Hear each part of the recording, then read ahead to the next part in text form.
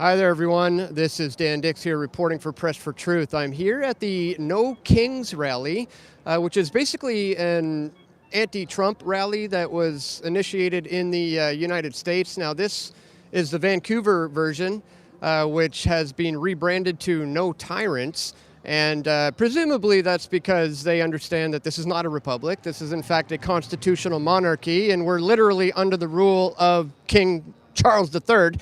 Now, having said that, I am all in favor of this idea of having no tyrants. That is certainly something I can get behind. However, a lot of these particular people, not all of them, but a good number of them, were fully in favor of tyrannical regimes forcing masks on people, tyrannical regimes invoking the Emergencies Act to shut down legitimate protest, tyrannical regimes sending people to COVID gulags just a few years ago.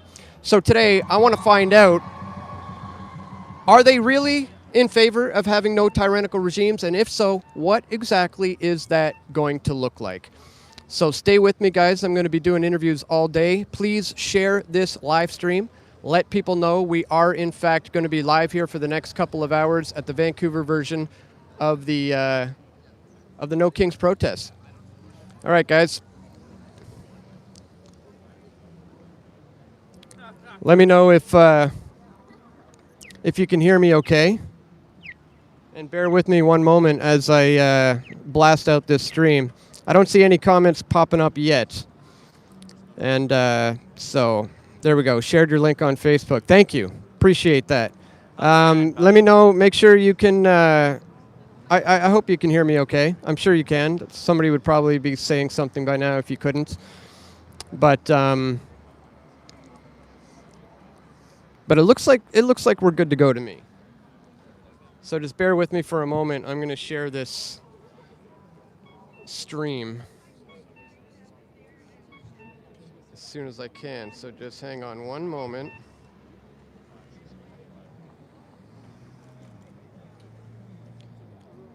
And then we're going to get into this crowd and start asking some solid questions.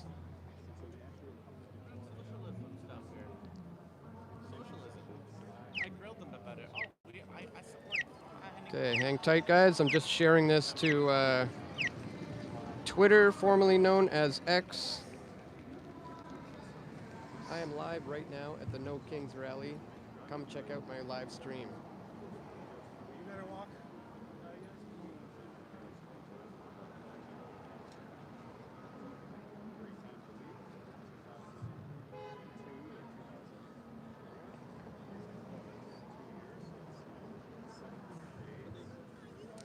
Okay. I do believe that is good to go. Let me just post it one other place here.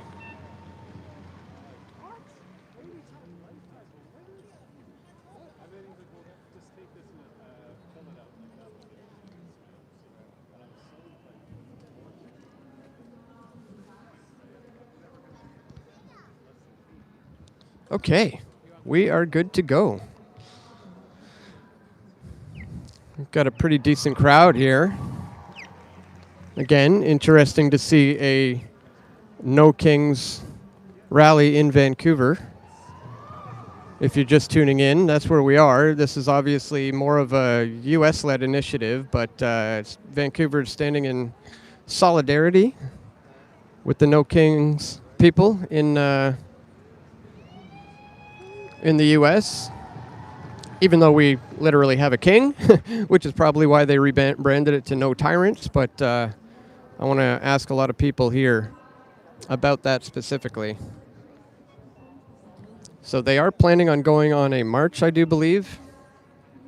So we'll stay tuned for that. This is an interesting. Hello. You guys mind telling us what brings you here?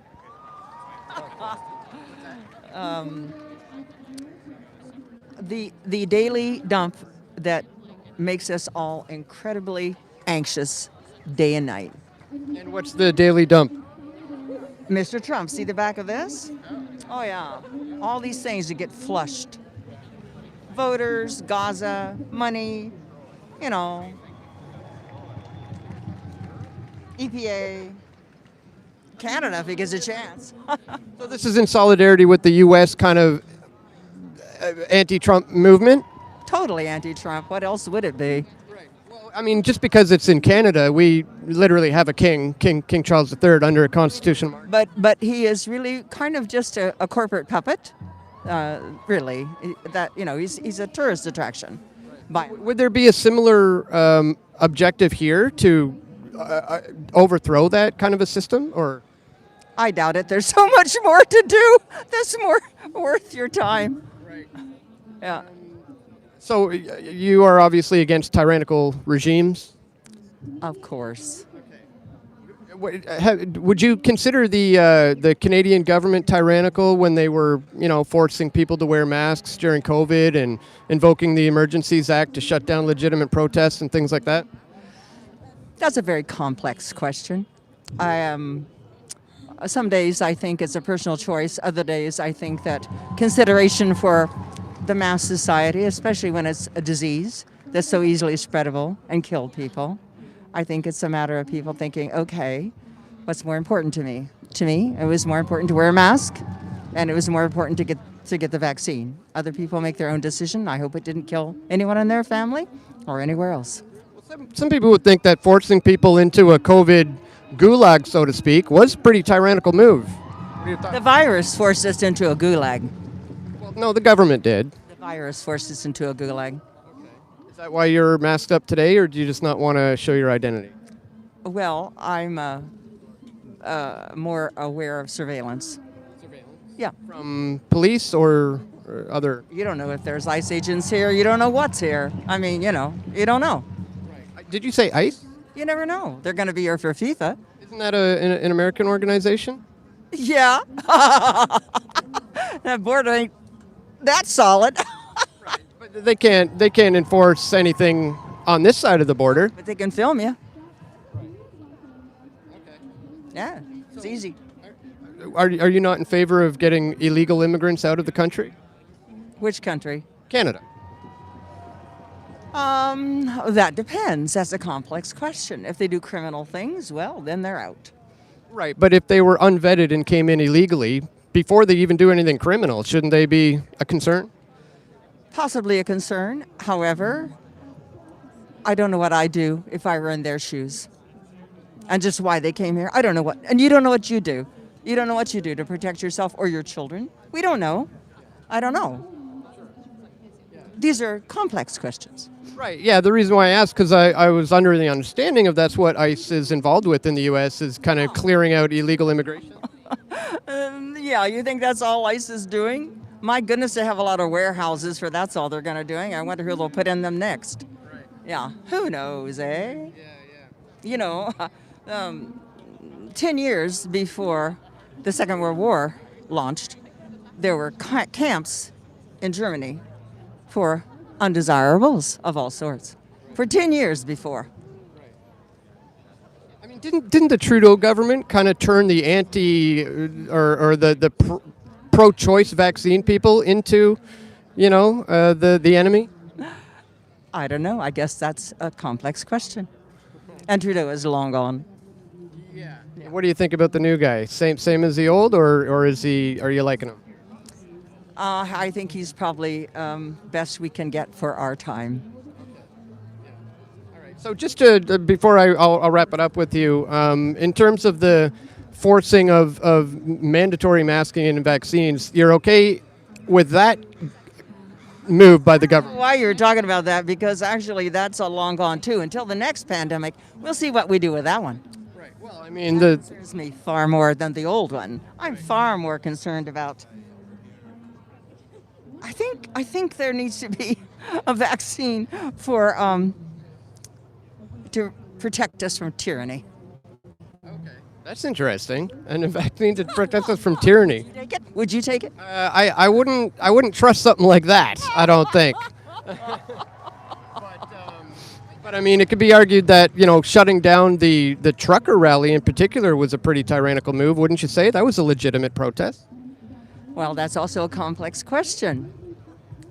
The blockade they presented was very problematic. Sure. But, you're allowed to... And also how influenced that was by folks from the U.S., I always have wondered. Don't you? Sure, I do. I remember seeing on CBC and other mainstream news outlets a guy walking around with a Nazi flag, and they pointed at that as being, look how dangerous these people are. Couldn't that be one of these agent provocateur types you speak of? You don't know. You don't know. All the world's a stage. Well, thank you so much for talking to us, and let me get one last shot of your thing here. If you want to read a good book, Rachel Maddow's book Prequel about the history of fascism in the U.S. is extremely informative. Okay. All right. Thanks for the tip. Thanks for talking to us. Yeah.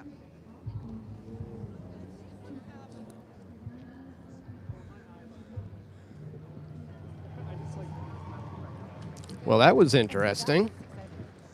Apparently against tyrannical regimes, but all for tyrannical governments forcing vaccines and mask mandates and shutting down legitimate protest, calling all of those questions complicated. That was kind of an easy way of saying the kitchen's getting a little hot.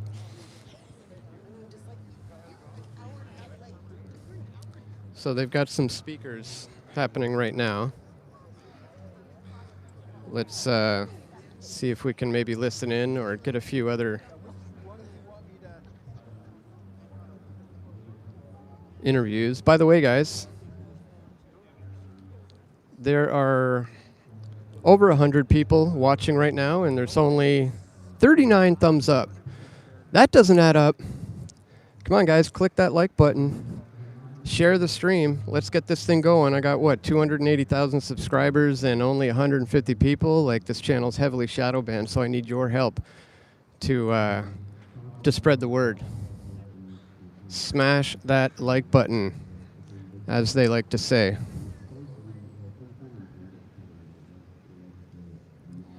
We're starting to get there. 60. Got 119 people watching, though. Hit that like button, people. That really does help with the algorithms that are quite literally designed to stop this type of information from being seen. In case you don't know, my channel, the one you're watching right here and now, has been terminated a couple of times. It's terminated in 2020 and then reinstated 2 years later in 2022, and then it was terminated again in late 2022 and reinstated again in late 2025.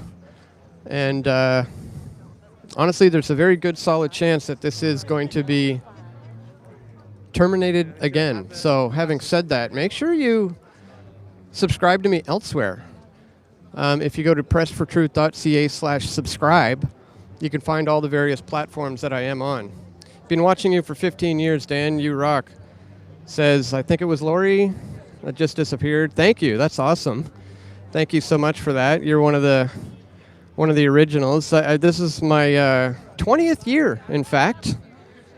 I launched Press for Truth in 2006. So this July will actually mark exactly 20 years since I launched the channel. Pretty wild to even say or think, but here we are. Thank you for being a loyal viewer for all that time. Guys, I'm not sure if this live stream managed to get monetized. If anybody would like to help me test that out with a little super chat, $5, $2, $1, whatever. If you want to give it a test, that'd be cool. Then I'll know if it's working or not. And I mean, hey, if you want to support my work and efforts, you can contribute even if it's not for a test.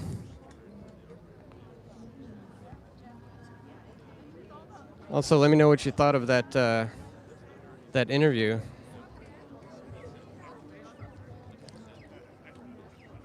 Plumber's Crack been watching for that long too. Test, Dan. Thank you for that. Yes, it looks like we're in business. Mind you, YouTube takes like 30%, I believe. So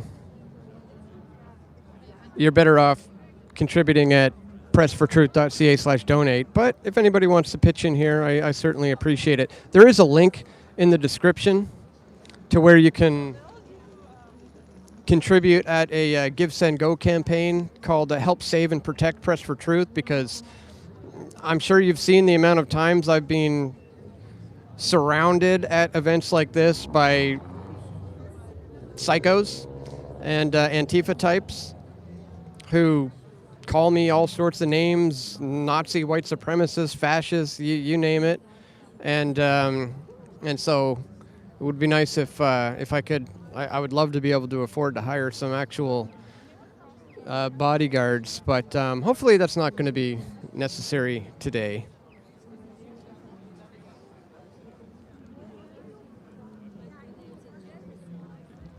If you see anybody on this stream who you want me to interview, let me know. I'm going to do another little bit of a walk around and see who else we have here.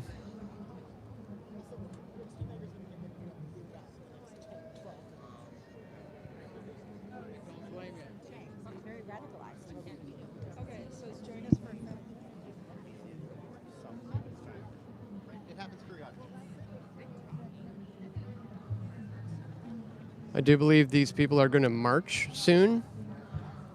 So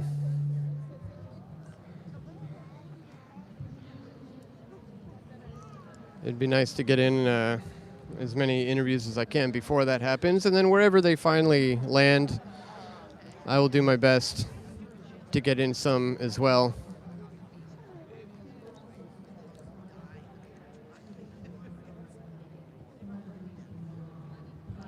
Yell bingo. No, there is a lot of old people here, which is interesting.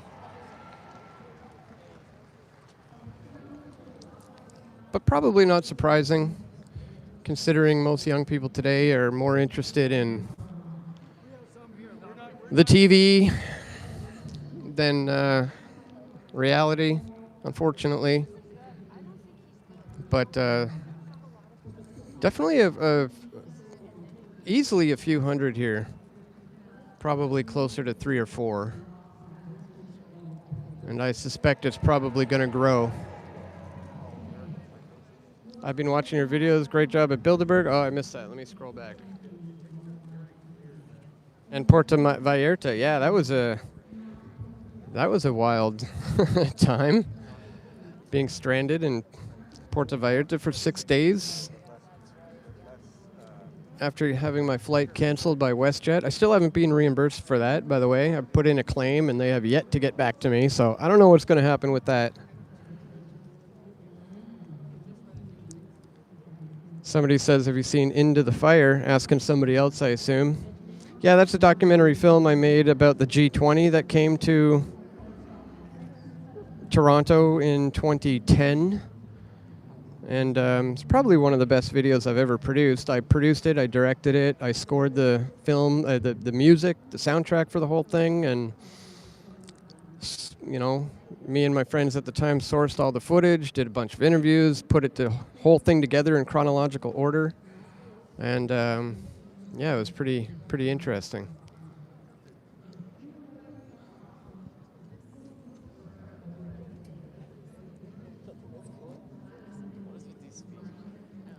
Some more ICE signs. Maybe I should talk to them.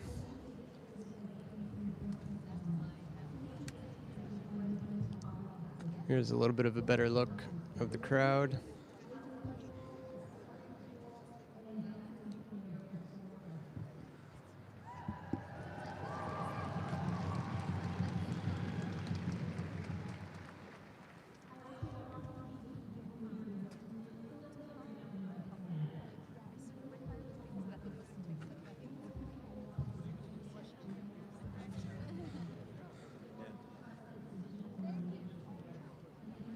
Oh, yeah.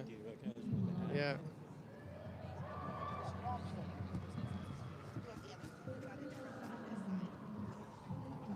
In the army coat?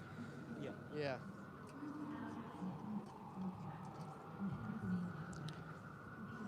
So Kevin Annette is here.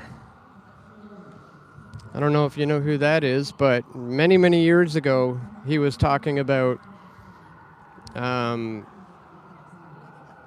secret burials of kids at the residential schools. And obviously now the whole thing has come out to be a massive hoax. You know, they haven't found a single bone or body to this day. So it might be interesting to talk to him about that. I have a lot of people like this lady behind me taking pictures of me and filming me. I wonder if they have some sort of a chat group where they send photos of fascists.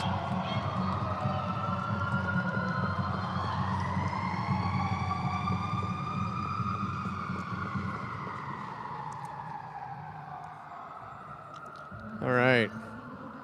We got 137 people watching right now. Only 101 thumbs up.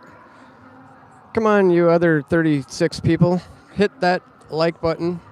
Share the stream. Going to be here for the next couple of hours at least. Again, I'll try to get in some interviews when I can.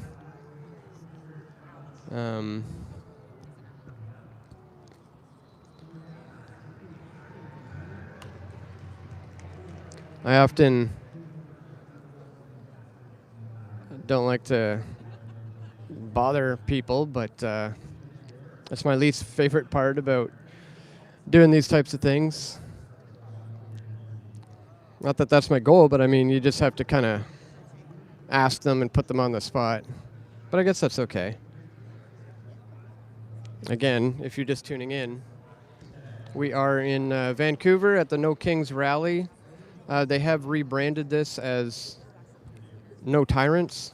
What's wrong with me? Maybe you could elaborate. We'll talk about that. But again, this is being branded as a No Tyrants protest. I think probably because they understand we actually technically have a king here in Canada. So they've rebranded it from No Kings to No Tyrants. But as I said in the little intro, in case you missed that, there's a lot of people here with COVID masks on, and they are the same kind of people who are fully in favor of a tyrannical regime, forcing people to wear masks, forcing mandatory vaccines, invoking the Emergencies Act to shut down a legitimate protest. I mean, that was pretty tyrannical, wouldn't you say? I don't think many of them here are going to make that connection, but hopefully they do.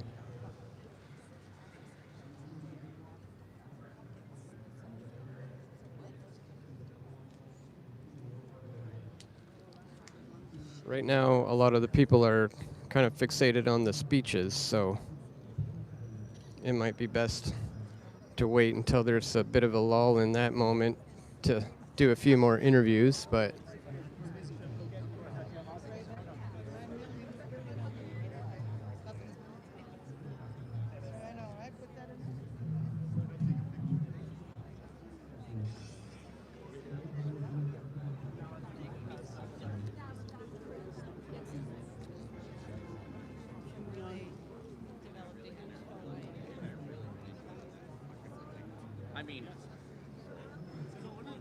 got Drew Coover in the house. He's doing a live stream right now, interviewing people. You can check him out at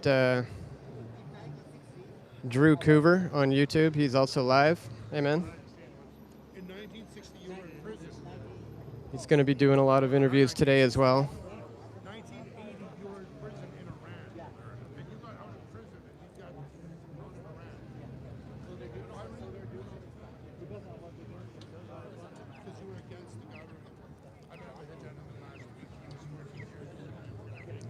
Bear with me, guys. I'm just going to check one thing here.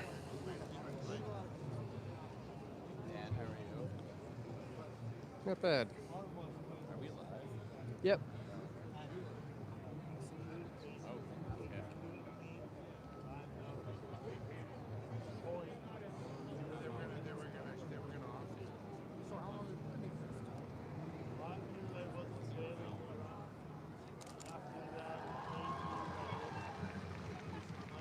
are? Good.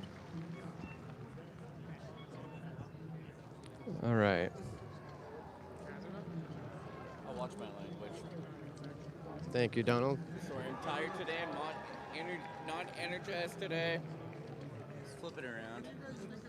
What do you think about this rally? I don't know. Just a bunch of babies. Bunch of babies. They don't know what they're getting into with these gas prices. They're going to comply with these new energy lockdowns and all this other stuff, elbows up and all that. It's just garbage. I've been covering for all this crap for the last 6-7 years, and it's just same trash every day. Yeah, interesting. At a No Tyrants protest, we see a lot of people in the masks, and a lot of those people were probably fully in favor of the tyrannical regime forcing people to wear masks and forcing people to get vaccines, right? What do you think about that? They're idiots. Yeah, I'm triple jabbed. I had to do it for work. Nobody had to, but I know, but I did it. But I exposed COVID hotels in Toronto, COVID hotels in Calgary, and the QR codes. If you didn't have a QR code, you're not getting on the plane. There was a lot of people denied on the plane because they did not have their so-called police state passports. I just didn't fly for like a year and a half because that was the only option for me. I was going to tell you too, if you didn't wear your diaper or dog muzzle properly on the plane, they make emergency landings, drag you off the plane, humiliate you, call you everything, throw you in jail, and a whole bunch of disgusting things. What brings you here today? Yeah, I don't want to talk to you. This is just the dumbest bullshit I've ever heard. Well, really? Why? Yeah.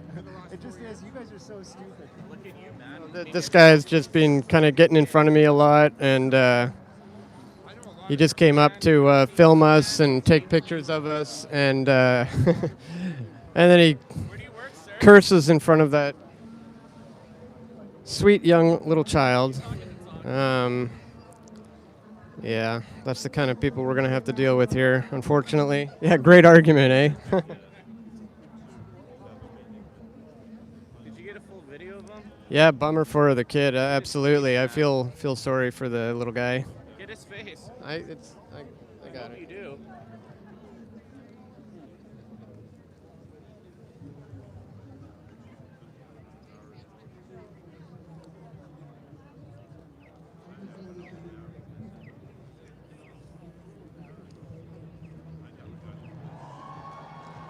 That's quite the get up.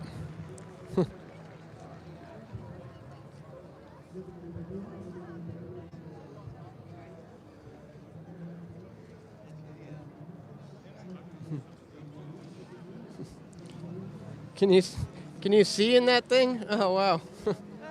Yeah, Yeah. I have to wipe off the steam. It must be hard to breathe in there. It's not bad. It's not bad. No? I'm actually wearing a sweater over my face now so that my breath doesn't fog up my little window. Oh, okay. Yeah. And why the frog? If you could tell us. Oh, because in Portland, Oregon, the people there were protesting at an ice facility, and they started dressing up as inflatables. And historically, it's to keep people in a good mood. It's to make it look ridiculous if people are coming to, hurt you. If an ICE officer attacked a blow-up frog, it looks a bit silly. And it just keeps the message that they're protesting peacefully. So the frogs really caught on, and when I saw that, I thought I'm going to order one, so I got a pink one. So now it's just about peaceful resistance and keeping these kind of rallies friendly, Right. and making violence against people look ridiculous. Because if you're attacking an inflatable frog, you look ridiculous. Yeah, true. True. But there isn't really any kind of ice factions or similar things here, is there? Not that I know of, but for me, the reason I'm wearing it is just to support our neighbors and to show that we love them and we care about them, even if we're not U.S. citizens. Right. Yeah, because this is kind of a U.S.-led initiative, right? The No Kings thing. Yeah, the No Kings Indivisible.org, so we call it No Tyrants because obviously we do have a king in Canada, but... Yeah, I was wondering if that's why it was kind of rebranded, because like I said, obviously we have a king, right? Yeah, so... But it's just about being supportive of everyone deserving democracy and not being killed for. It's just crazy. Would you be in favor of trying to get rid of the constitutional monarchy and switching over to a republic, or do you think we should continue to stay as we are?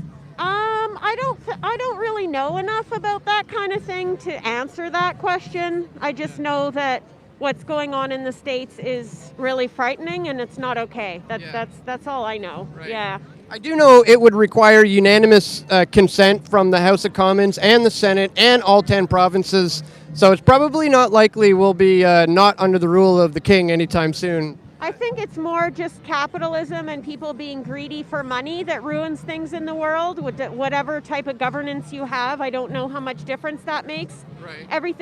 People just get corrupt because of money and greed. So that seems to be the root problem, rather than like what kind of governance we have. Right. It's like people just become corrupt. Have you heard the famous term? It actually comes from the Bible, that it's the love of money that is the root of all evil. Not that money itself is the root of all evil, but the love of money. Are you familiar with that? I don't know. I'm not too familiar with the Bible, but I do believe that anything in excess causes a problem. Right. If you're after too much money or too much physical contact with somebody in bed, and too much this and too much that is never good. So I'm definitely a pretty staunch capitalist. I don't think anybody should be able to enforce a cap on how much someone should make. Like, what would be the ideal amount? When do you say is too much? No, I just don't know enough about politics or finance to comment on that. It sounded like you're anti-capitalist, so how much is too much? I don't know that I'm anti-capitalist. Okay. I think money is just what makes people corrupt and the drive for too much of it. Right. But I would agree. I think there's don't know enough to give you those kind of answers, That's not my expertise. pretty much all the world's problems can be summed up into an obsession with sex, money, and power. Basically, and just not seeing other people as, your equal. Yeah. Some people have more worth than others kind of thing. Yeah. So the mask is purely for not fogging up the thing, right? It doesn't have anything to do with COVID, or does it? No, it's just because I continually have to wipe off and I'll fall down and I could hurt myself or someone else. True. Yeah. All right. Well, thanks for keeping it light and friendly and bubbly and Sure. Thank you. Thank you.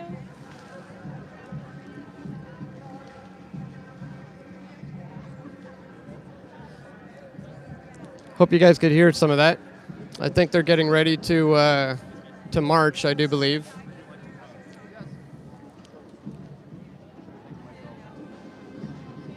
Jesus is king. Amen. I agree. I'm not about no kings. I have a king. The King of Kings.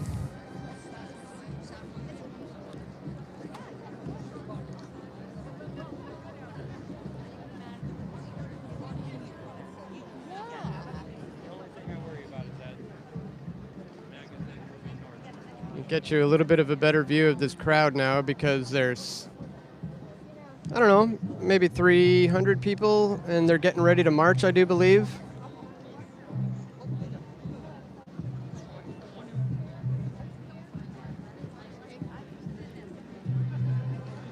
And already gotten a couple of interesting interviews today. I look forward to speaking to some more people, so please share this stream, guys. Let people know we're going to be here live for the next little while. Let's get closer to the front of this thing.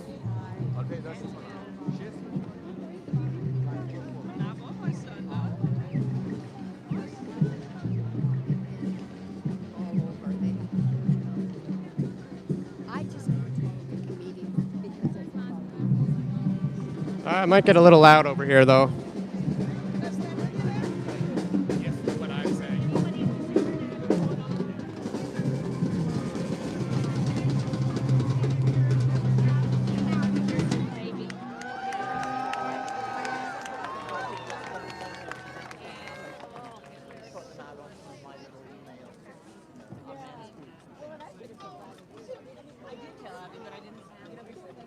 More masks.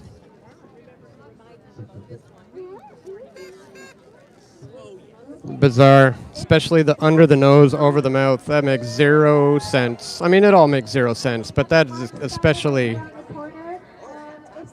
bizarre.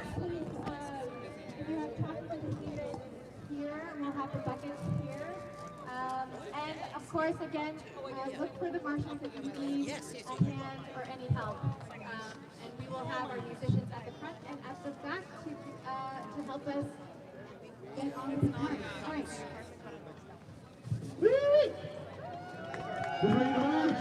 All right, it looks like they're going to march.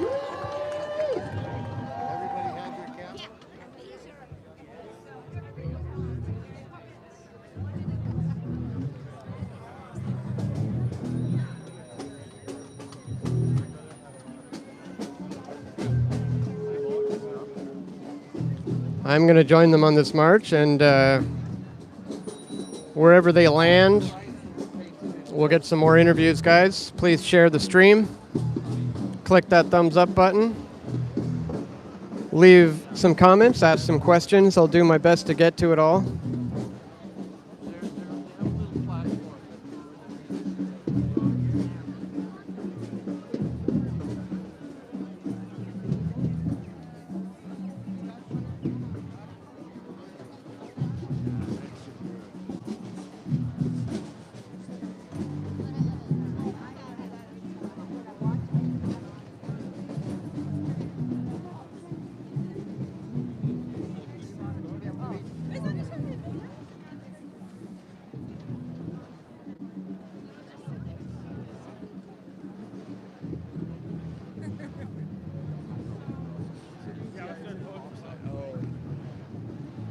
Do you guys want to talk to us about what brings you here today?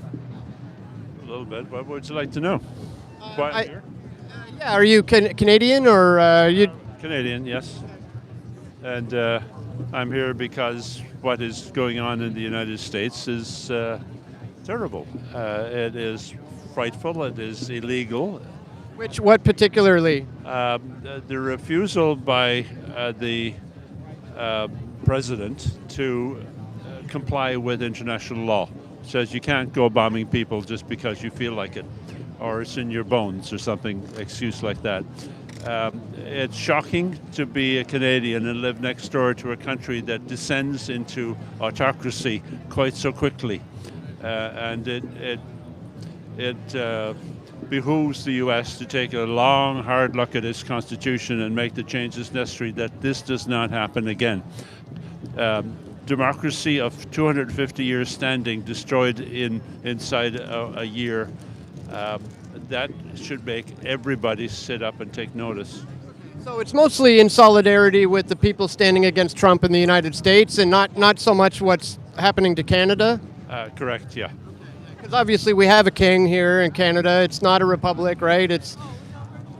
We're not here against the British royalty there. It's not a good idea for Canada, but we're not to have a monarchy, but we're not here for that. Yeah, because they did change the title here from no kings to no tyrants, I guess. Probably because they realize we technically have a king, I guess, right? We certainly do. Yeah. And the king that we have is pretty insubstantial. Yeah. We have, by our constitution and laws, limited the power of a king in Canadian thing. The elder Trudeau, senior Trudeau, did that in 1980 something, so the king is largely a ceremonial function in Canada, but we have somebody who's trying to be one with all the powers in the U.S., and that gets us nervous. We've had to go through some pretty tyrannical things here. Some would say in the last few years, the tyrannical government enforcing people to wear masks, mandatory vaccines, invoking the Emergencies Act to shut down legitimate protests. They were taking care of public health, and that's really important. I think the Canadian government did very well to do with COVID. I completely support what they did. Even when it comes to mandating all those things against people's wishes? That was for public safety, for public health. It was wise. Yeah, you're talking to two scientists here. We definitely believe that the Canadian government acted correctly in the matter of public health and immunization. Speaking of science, isn't it highly kind of contentious now? Like a lot of the science is debated. People have gone back and forth about what was good and what wasn't. No. Not at all. Not at all. You can buy scientists' opinions in various things if you want to, but the majority, not at all. Vaccines are very important, and the reason why the COVID vaccine was able to be developed very quickly is because a whole lot of scientists had been working on related work, and it was just really excellent timing that the need for a COVID vaccine happened when a whole lot of the background work had already been done. Yeah, especially the gene slicing work that went on in advance of developing a COVID vaccine. What about the invoking of the Emergencies Act to shut down a legitimate protest? I mean, that was, a judge has already ruled that was unconstitutional. That was a very poor ruling. I thought Trudeau was immensely patient. I thought it should have been shut down a long time before that. How long would you get away with standing on the average street corner and blocking public access? Well, we see it all the time with the Palestinian protests here in Vancouver. They do that like every week. Well, I don't know about that, but I think that in general, your life will not be made easy if you stand up and make a fuss and make life really difficult. Stop traffic, make it so that people can't sleep at night because it's all so noisy. I thought they waited. Truckers were being forced to take a vaccine or lose their job. I mean, isn't that a little more pushy? No, it was for public health. The herd immunity only works when the herd is immune. End of story. And some vaccines are required to maintain public health. And signs on that in Canada, the death rate from COVID was way less than in the US, where the then king decided that he was better off treating himself with some drug reserved for horses than caring about people. Bleach. Yeah, I don't know if that was a real thing. That's kind of fake news. Said it, so it must be true, and a lot of people will follow that. Thanks. Yeah, all right, well, yeah, I don't want to leave you from the march, so thanks for talking to us. Oh, boy. Man, oh, man, did that PSYOP do a number on people. Trust the science, people, you know? And I tried to point out that the science has flip-flopped multiple times because whose science are we following here when it comes to COVID-1984? Wow. Absolutely insane. I mean, I knew I was going to find and come across some pretty brainwashed people here. It's just, wow, how people can still, after all these years, not see it for what it really, really is and be okay with mandating forced vaccines, forced masking, forced social distancing. But no, it's the big bad orange man in the United States who's the problem. Unreal.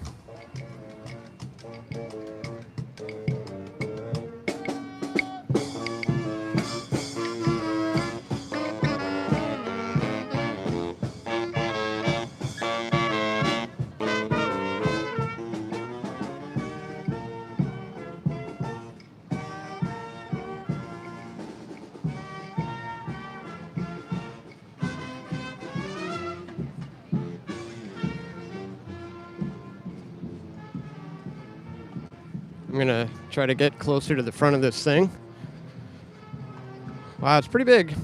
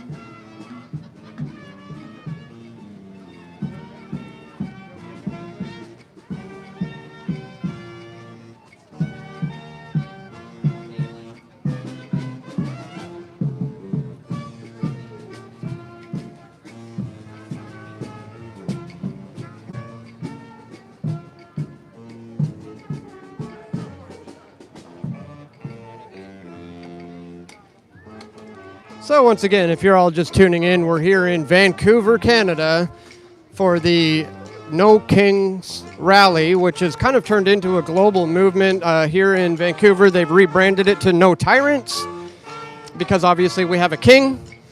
And so I'm all for no tyrants and, you know, illegitimate oligarchies and things of that nature. But that's not what these people are all about when you really get down to the nitty-gritty and you talk to them and you ask them those complicated questions like that other lady said. They're not against tyranny. They're just against certain forms of tyranny that don't fit into their own narrative. So I kind of think they're being intellectually inconsistent and dishonest. And so that's why I came here today, guys, to show you what we're dealing with here.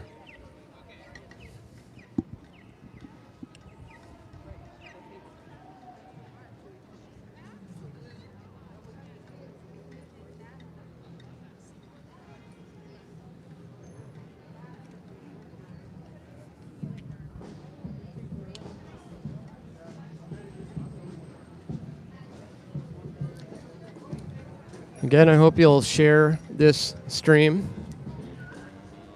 It's bizarre that I have 284,000 subscribers and only 150 people watching. That's due to the heavy shadow banning this channel has had to go through over the last 10 years or so, more so in the last 6. Having this channel terminated multiple times, then reinstated, then terminated again. I was gone for 2 years, came back for a few months, gone for 3 more years. By the way, when this channel got terminated, I was never, quote, gone. I've been posting videos every single day for the most part, all that time. And when I popped back onto YouTube, a lot of people were like, hey, that guy again, whatever happened to you, man? I just thought you just kind of disappeared. It's like, no, I just got taken off of YouTube, that's all. I've been posting videos just the same as I always do. You just got to watch them on BitChute or Rumble or Odyssey or Hive or Band or Bastion. There's all these other great decentralized, non-censoring platforms that I constantly post on. And I think it's really important for some of you guys to subscribe to me there because guess what? Something else is going to happen. There's going to be another scamdemic. There's going to be some sort of a economic crisis. There's going to be some sort of a false flag terror event. And as soon as I start broadcasting my views on what's actually going down with those things, the channel will be terminated again. So make sure you subscribe to me elsewhere, guys. pressfortruth.ca/subscribe is the best place to go for that. Here we have Red Scarf Man. He got up in my face at a few other rallies. Became known as Red Scarf Man. 'Cause he's always wearing the same thing at every rally.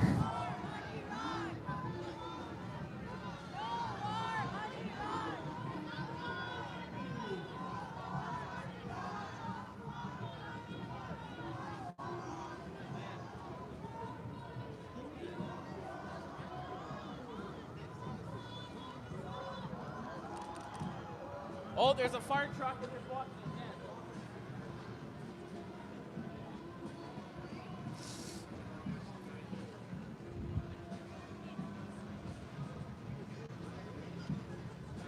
Spoke with them earlier. Fascinating interview. Go check it out. I will put together a video kind of breaking up this live stream into just the kind of interviews, you know, intro and outro for the YouTube channel for anybody who didn't catch the live. And that'll be a good video to share later. I'll edit and upload that as soon as I get home.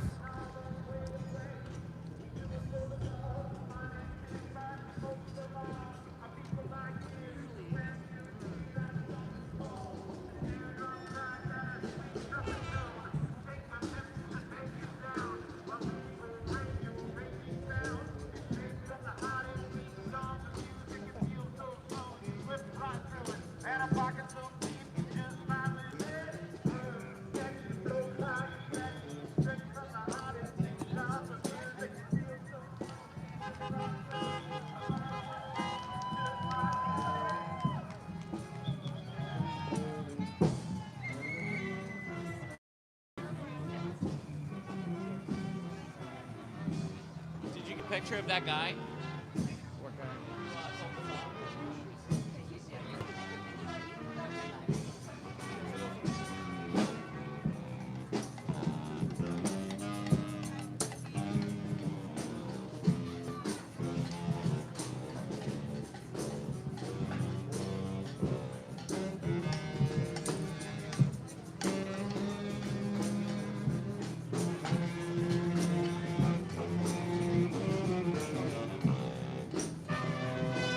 The band's pretty cool. At least there's that.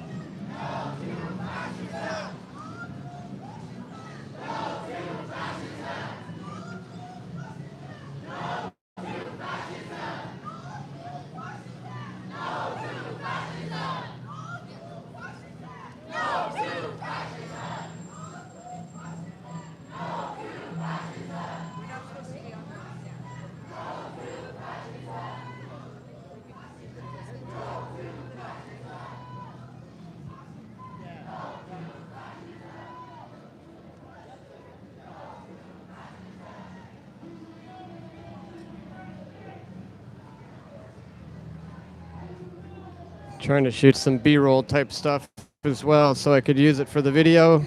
It's hard being a one-man show sometimes.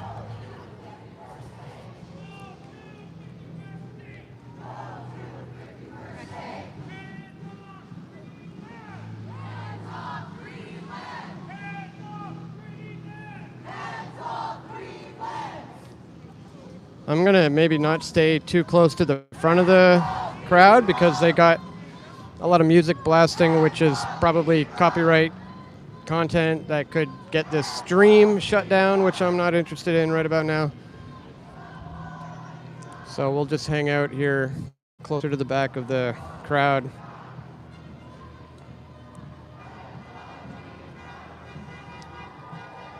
Let me know if you have any questions. I got a chance to read them now.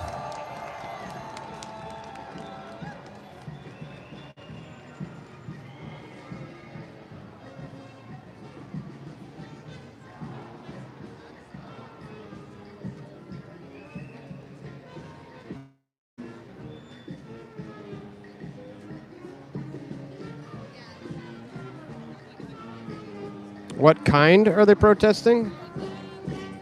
Hello. Yeah, for sure. Thank you. Hi. Hello. I'd love some of your footage. Okay. Sure. Thank you so much. Thank you.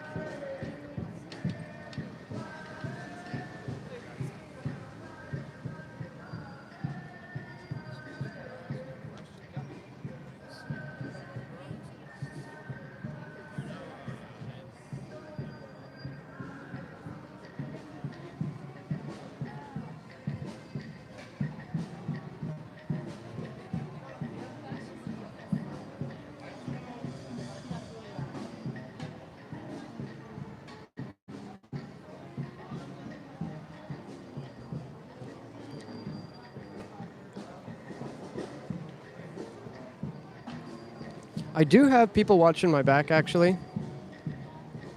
I'm not sure if he wants to be on the stream, but he's been a very close eye on me.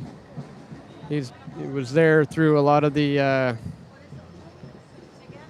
crazy times when I got surrounded and attacked by BLM.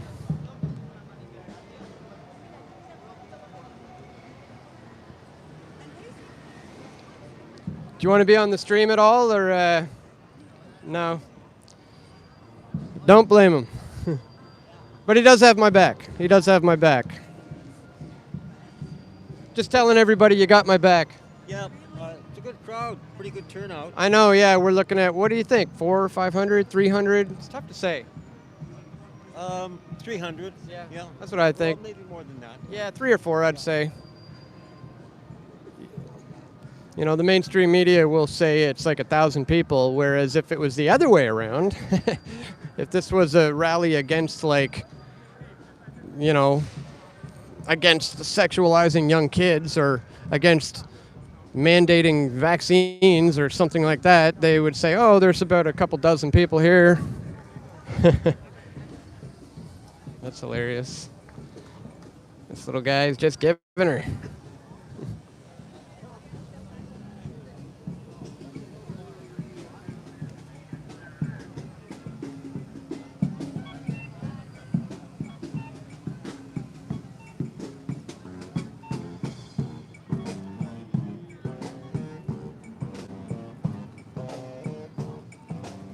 I do believe they're getting fairly close to their landing spot. But yeah, this thing's pretty huge. Actually, maybe more than 400. It just stretches all the way around the corner, goes all the way down.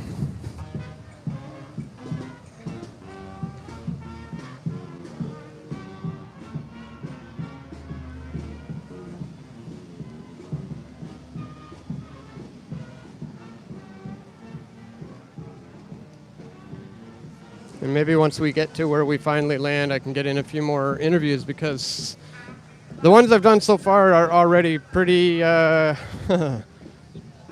pretty fascinating. Go back onto the stream, scroll back, or just wait till this is done, or wait till I edit together a video as soon as I get home from this.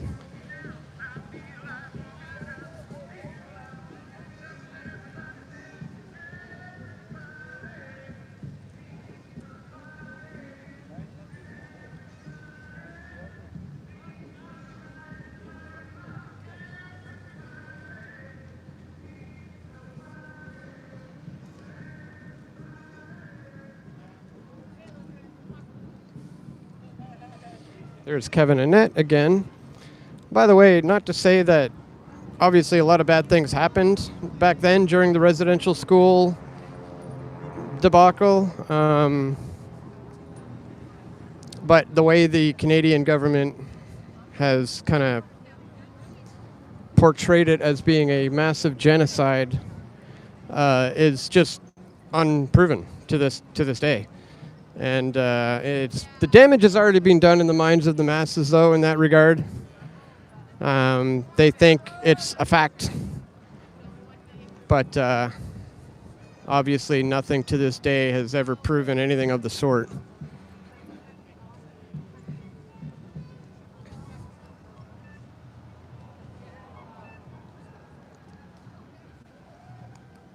what are the comments saying? They pretty much agree. It's all pretty stupid. Yep. What about the guy who commented and called us a bunch of pathetic idiots? Yeah, people were laughing at that guy and saying, that poor kid. Oh, don't worry, I got a full picture of him, but I'm not going to post his kid. But Yeah. his wife is in the march. Yeah. So I'm going to find out who they are and do my digging with people. Yeah. Because if they want to start doxing us and saying stuff to us, you know what? Most people dox them back. Not a fair game in my books. Oh, look. I wouldn't do that. Protect trans kids. Fight back. Yeah, there's a sign for you. Protect trans kids. Yeah, there's no such thing as trans kids. That is... Something pedophile right there. Oh. that is insane.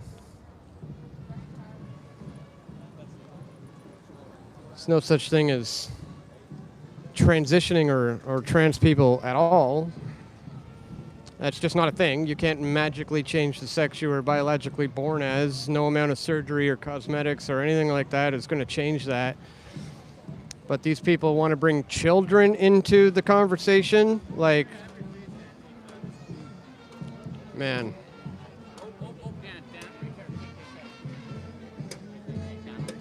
Yeah.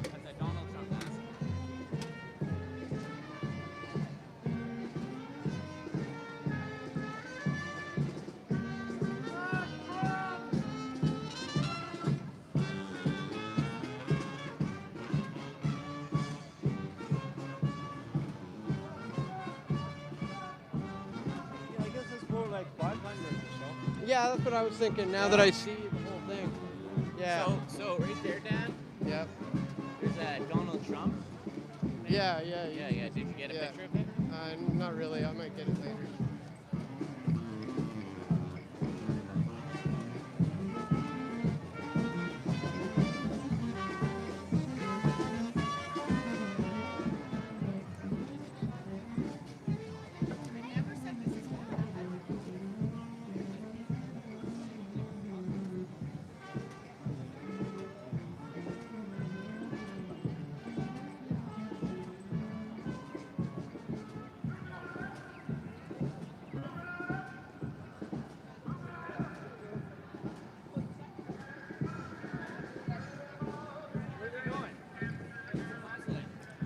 All right, guys, again, if you're just tuning in right now, we are in Vancouver. We are at the No Kings rally. This is happening in different cities all over, even though it's kind of a U.S. initiative.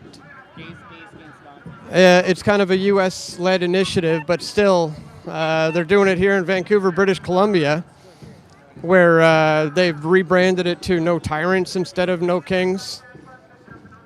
And Donald keeps pointing out signs he wants me to film. Anyways,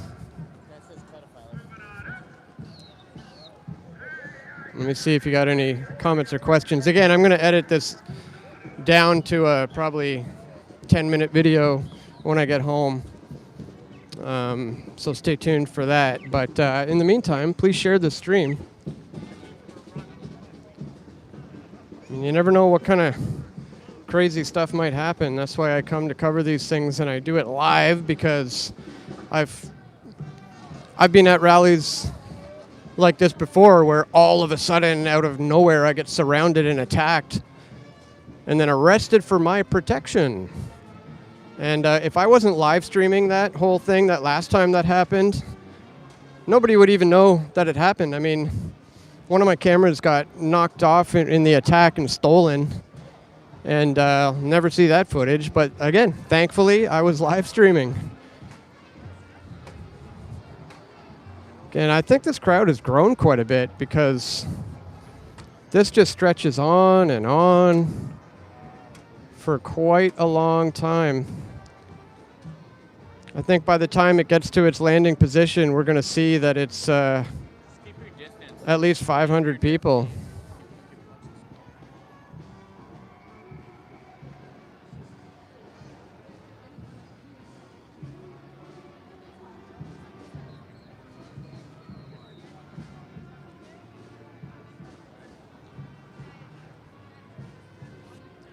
Thanks to everybody who has shared the stream.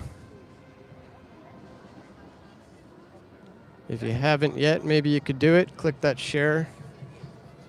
Definitely hit that like button if you haven't. Leave a comment. Again, it really does help with the algorithms designed to stop this from being seen. Oh, I see there must have been another super chat. I somehow missed that. Thank you to whoever did that. Really appreciate it. If anybody else wants to contribute, I would suggest you go to the link in the description to my Give, Send, Go campaign, or just remember pressfortruth.ca/donate, because there's a whole bunch of options on how you can do that, and then it goes straight to me without someone like YouTube taking like 30%. But I appreciate it nonetheless. Thank you, everyone.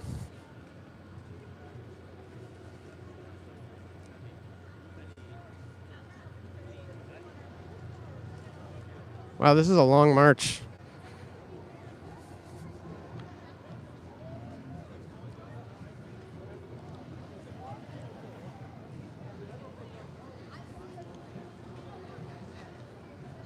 The write-up said they are not going to Jack Pool Plaza, which I think is where they went last year. So I don't know where they're going, but I am with the only one, Dan Dicks, who's live streaming right now, but I'm not. Steve Danner had been called an idiot by this leftist soy bald-headed guy, and people felt bad for his clips and all that. good question. If there are no kings, what do you suggest? Oh, I asked one girl, are you in favor of overthrowing the constitutional monarchy that we currently have, in favor of replacing it with a republic? And I pointed out the fact that if you did want something like that, you would need full consent from the Senate, from the House of Commons, unanimous consent, and also unanimous consent from all 10 provinces. So it's not too likely to happen here. The debate kind of was raised when Quebec wanted to secede many years ago, and I'm all for secession in all ways. I think you should decentralize your life in many, many ways, especially when it comes to dealing with government and banks. And but realistically, for the whole of Canada to do that, it's just not going to happen. Having said that, I've done a lot of videos exposing the monarchy, the king, King Charles III in particular, and his pedophile connections to guys like Jimmy Savile, for example, and many, many others. The dude's been compromised. Let's just put it that way. Epstein connections, you name it. Obviously, you're all familiar with the royal family and what's been going on. That's just what the mainstream is letting you on with. But it goes deep. It goes very deep. They are. I started out one of my recent videos when he first became the king, showing you a picture of Nathan the Rothschild poking King Charles in the chest. Go check that out. I think I called it King Charles, What You Need to Know, or something like that. Should be on this YouTube channel.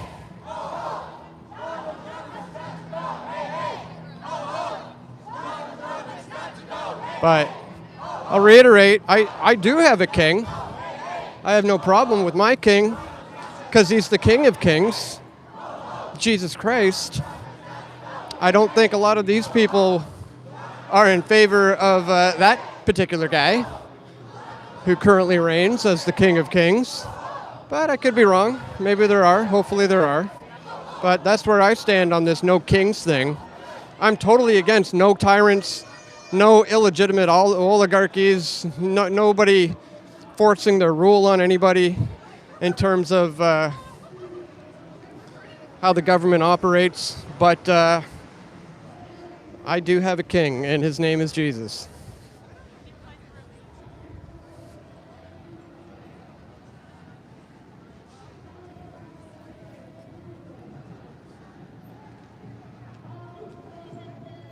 Wow, this thing just keeps going and going.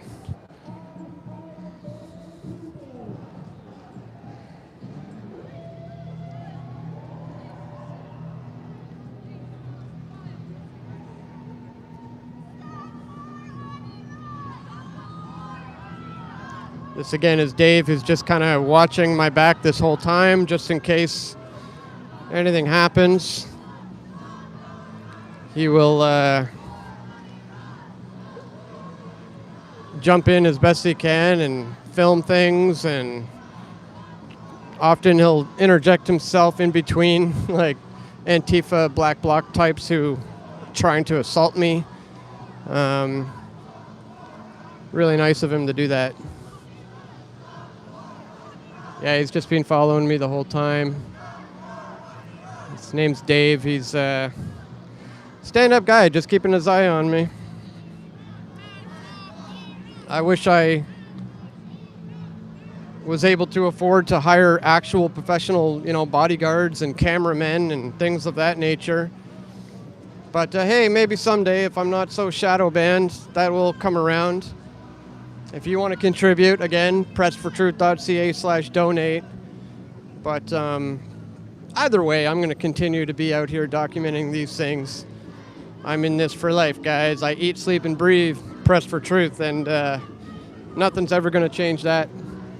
Thank you for everybody who's been a loyal subscriber and viewer for many years. I know one person commented earlier saying they've been watching for 15 years. This is actually my 20th year doing this. Hard to believe, but it's true.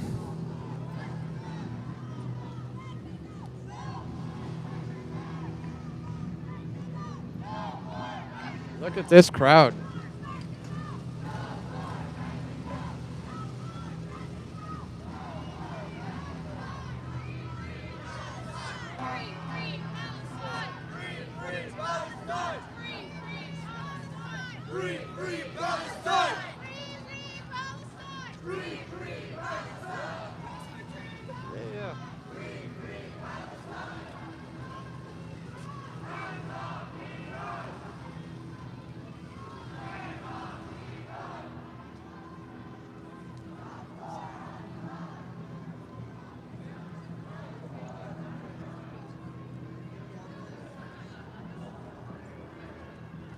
Wow, it just goes on and on and on.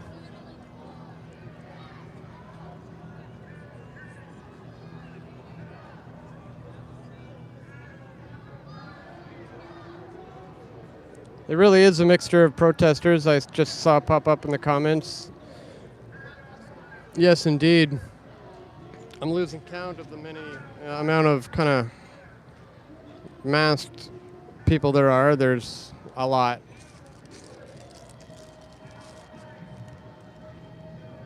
I was particularly interested in speaking with some of them because they say they're against tyrannical regimes, yet they seem to be fully in favor of tyrannical regimes in implementing mask mandates and vaccine mandates and invoking the Emergencies Act to shut down legitimate protests. They're okay with that, but they draw the line at Orange Man Bad.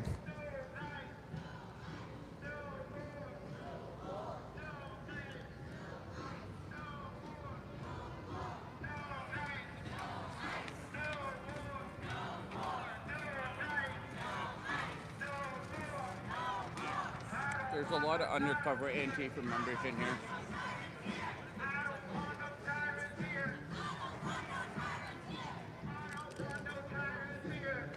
All right, let's catch up to where they are actually going.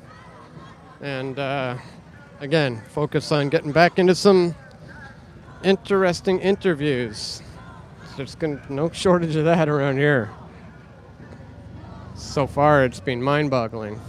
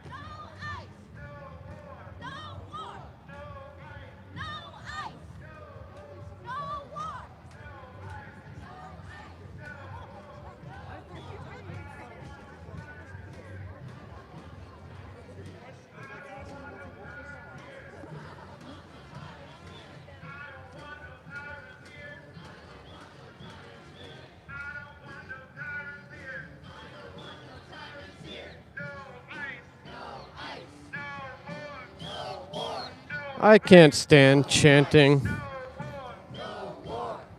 How many times have you guys had to hear "Hey, hey, ho, ho" chants?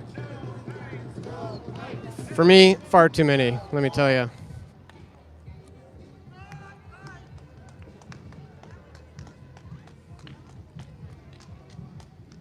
All right, guys, I'm going to try to pay closer attention to the stream a little bit here.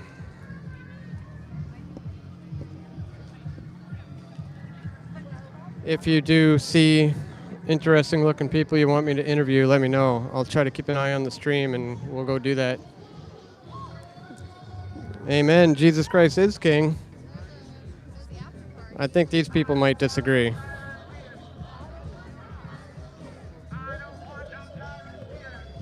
I'm not gonna fuck with you. I just wanted to say that I was actually surprised and impressed with your position on going to war with Iran.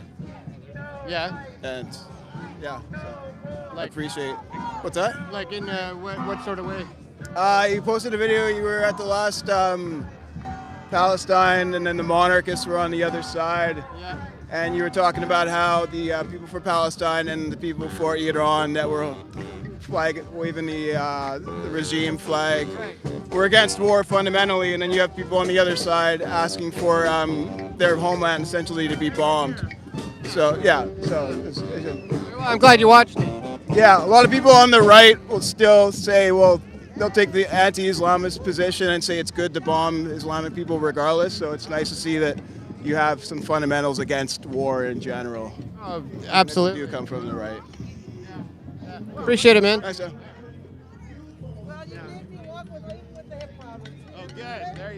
Just for context, that guy used to be like against everything that I do, but it looks like he went back and actually watched some of my videos and tried to pay attention to what I actually say, and just came up and had to say, "Hey, sorry, man, I misunderstanding. I'm glad you're saying what you're saying, and you're against war and stuff like that." So that's good.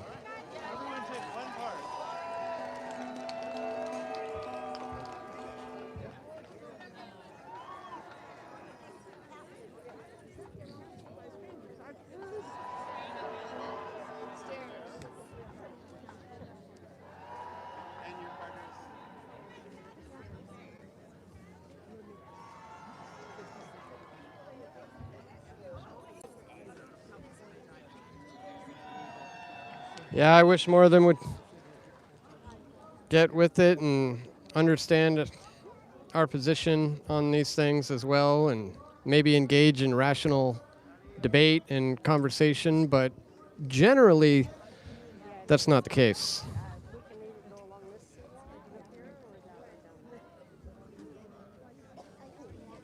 Yeah, we can, right? Yeah.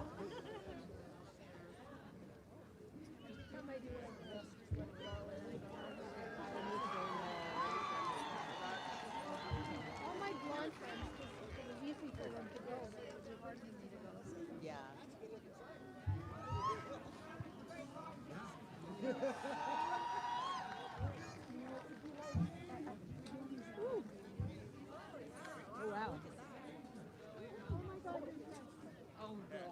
Yes, thank you, CB Intuib.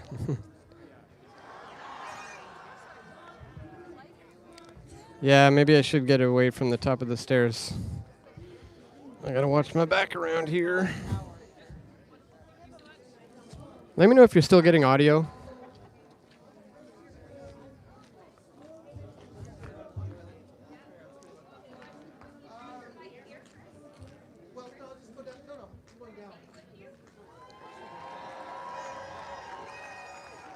Audio's fine, thank you.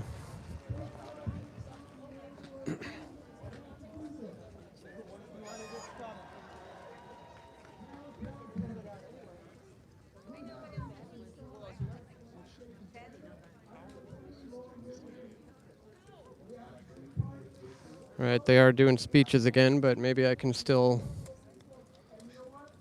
try to get in some interviews.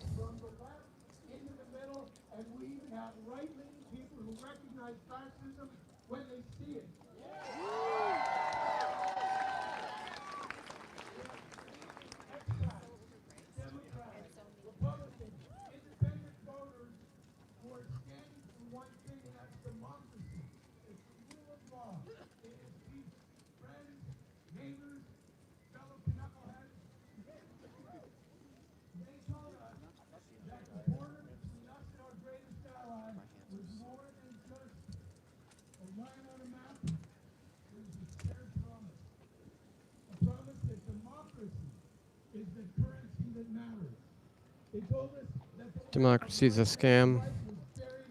It's the illusion of choice.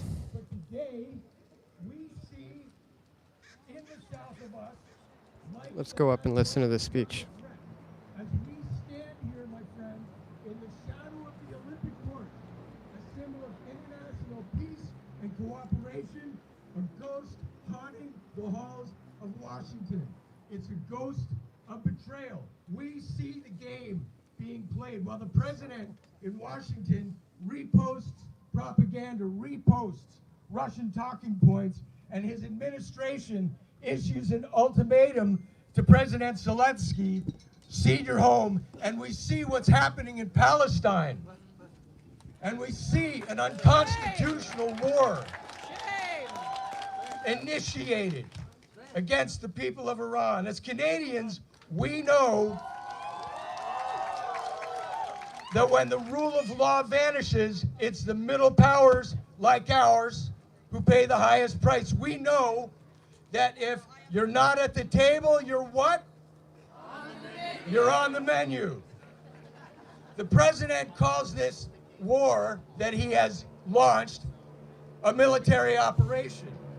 I call it Operation Epstein Fury. He plays word games to avoid oversight of the Congress. And while he mocks the law, Canada is footing the bill. This is the price of instability. Look at your grocery receipts. Look at the gas prices. The markets are crashing. Global supply chains are snapping because the world's fertilizer and grain are being held hostage by a blockade that Washington caused. It's the erosion of security. $750 million drained out of NATO allies in order to restock American military stockpiles, weakening NATO's own collective defense.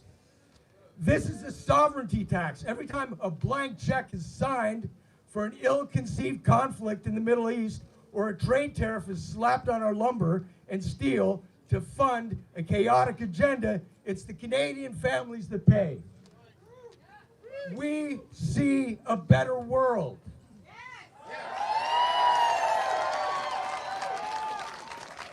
We're not going to be silent spectators to the dismantling of the post-war order. We're not here to watch the normalization of a tyranny while human rights and due process and the rule of law are trod on as an oversight. For over 80 years, Canada has been the pillar of the Atlantic Alliance. We didn't do it because it was easy. We did it because we believed that a threat to one democracy is a threat to all. And now we're standing up. And the world is standing up with us. The world is standing up with you. It's a call to action.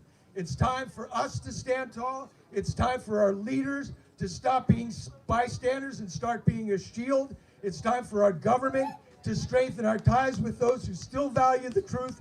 And it's time for each one of us to resist. It's time for each one of us to take action. Every day, I do a little something. I remember back to January of last year, and remember the intentional overwhelm? Remember the flooding the zone? Remember trying to keep track of the headlines? And so much was happening, you couldn't even keep up with it? Art is resistance. Music is resistance. Love and kindness is resistance. Every day I hear from Heather Cox Richardson, Robert Rice. I look at 30 different news sources a week, and I use those, and I adapt a letter, an email, a phone call to Senator John Fetterman, Senator Dave McCormick, Representative Chrissy Houlihan. I just got a call from Representative Chrissy Houlihan's office the other day thanking me for my call. They're paying attention to Indivisible Vancouver. They're paying attention to what we're doing. Our voices are being heard. So keep marching, keep doing your part. A little bit keeps us out of that despair. Keep showing kindness. Keep loving your enemies. There's no turning back, is what they want to tell us from this new world of strongmen in shadows. We tell them that the North remembers what freedom looks like. The only way forward is through the power of a people who refuse to be intimidated, because the people united will never be divided. The people united will never be divided. The people united will never be divided. The people united will never be divided.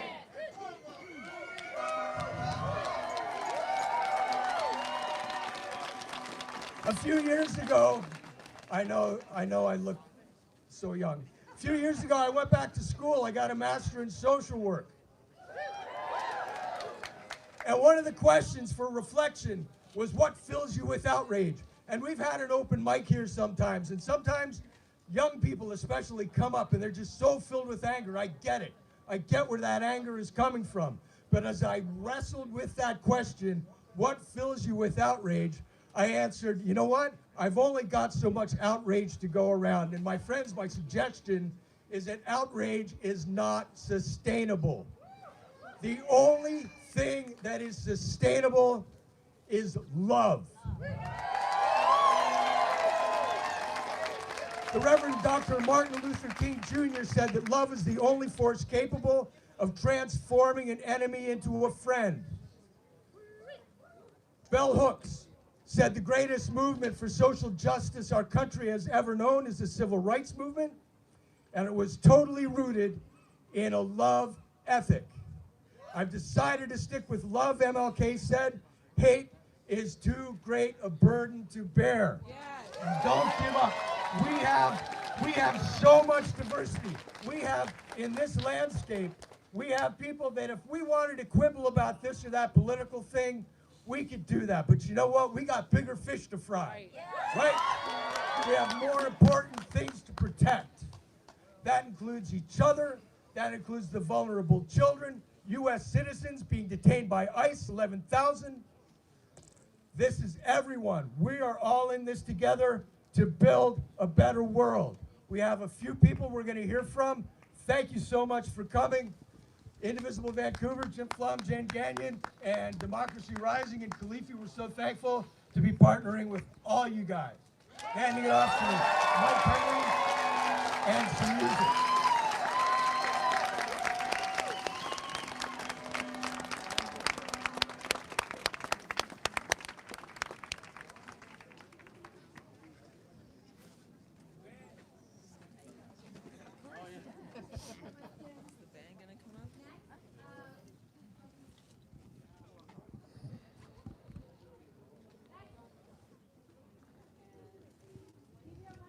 Yikes. All right. I don't know about you guys, but I have no interest in listening to any more of that. I'm going to wait for some of these speeches to finish.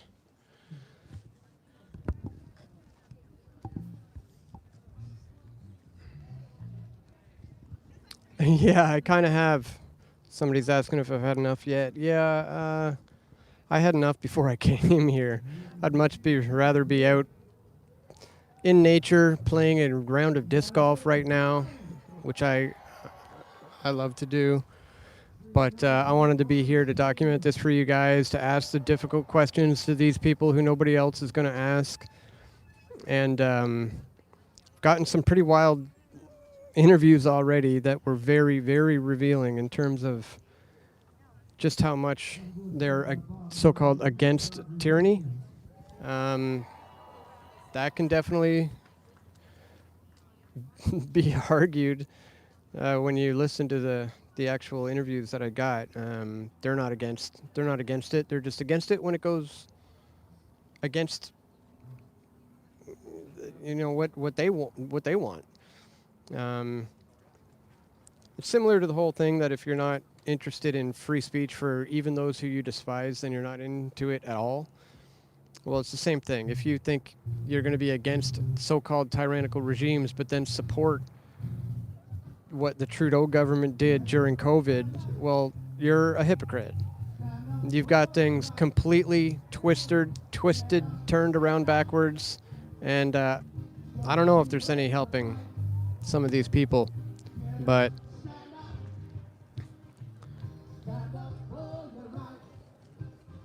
the crowd has definitely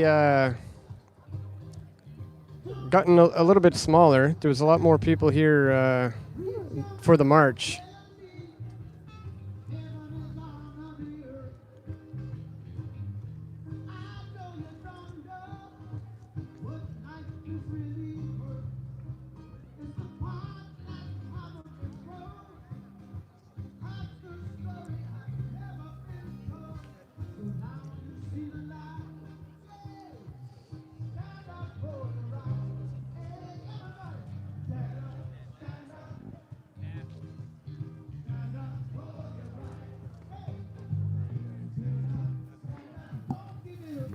Hey, Kat. I don't think we've ever. Are you live or? No, I'm not. Oh, okay. Dan. Hi. My name's Dan. Yeah, I don't think we've met before, No, but no, yeah, not in person, no. I've caught a few things on your Twitter. Sorry, I am live. I don't know if that's okay. Yeah. What are your what brings you here today? Oh, well, I originally was coming to the the jihadi protest. I wanted to catch some of them because last time I was here on Saturday, I caught some of it on camera and it was just awesome footage. They were so mad at simple questions. And then I came across this place. They think that this is a No Kings protest, I guess. Well, they've rebranded it to No Tyrants, I guess, because they understand we technically have a king in Canada. I wonder if they recognize the irony of that. I don't think so. In fact, I spoke with a lot of people and said, if you're against tyrannical regimes, do you have an issue with when the recent Trudeau government mandated masks, forced people to take vaccines, invoked the Emergencies Act to shut down legitimate protests, and they it kind of messed with their brains a little bit. It's called cognitive dissonance. They cannot process two things at once. I've seen it. It's sad, but it's also hilarious to witness when you catch them in an inconsistency like that. And let's face it, it makes great content and it's entertaining. But I mean, yeah, it is sad that these people can't make the connection between the two. Yeah. Tell people where they can find you on Twitter and elsewhere if they've never seen your stuff yet. Oh, sure. So my handle is @CatCanada_TM. Canada is with a K. On all platforms. My main platform is X, so you can find me on X, on Instagram, on Facebook, on Threads. Yes, I'm on woke Threads.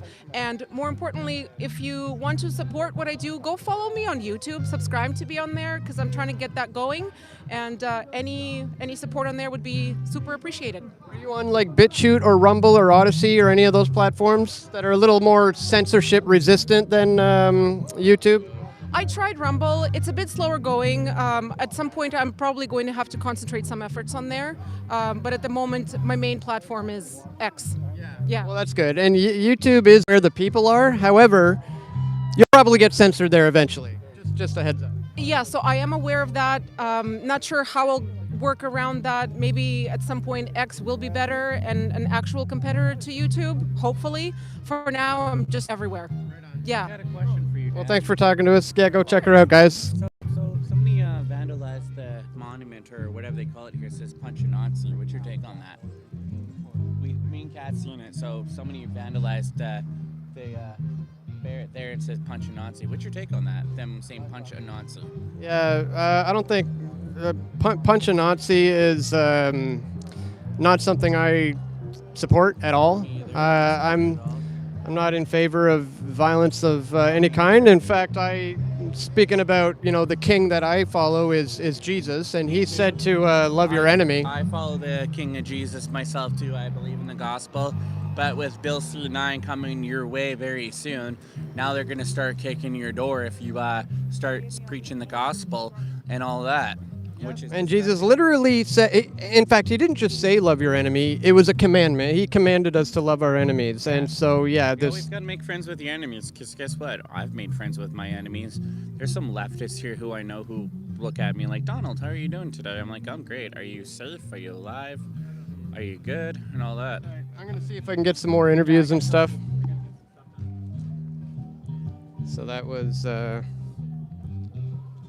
well, some of you guys probably already know who Donald is, but the girl was, she goes by Cat Canada. She's got a pretty good channel on Twitter, and she's trying to build up her her YouTube channel. So it's worth a subscribe. Definitely check it out.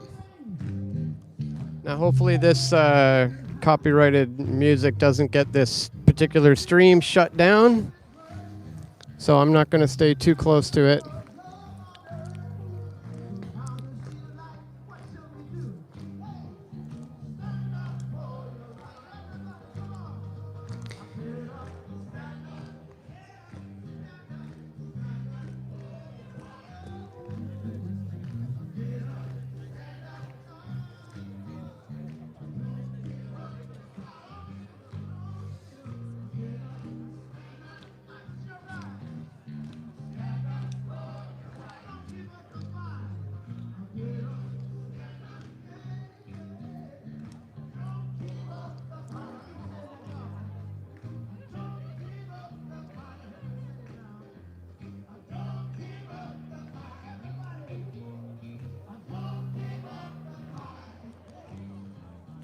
All right, I hope the music ends soon, because I would love to do a few more interviews. There we go.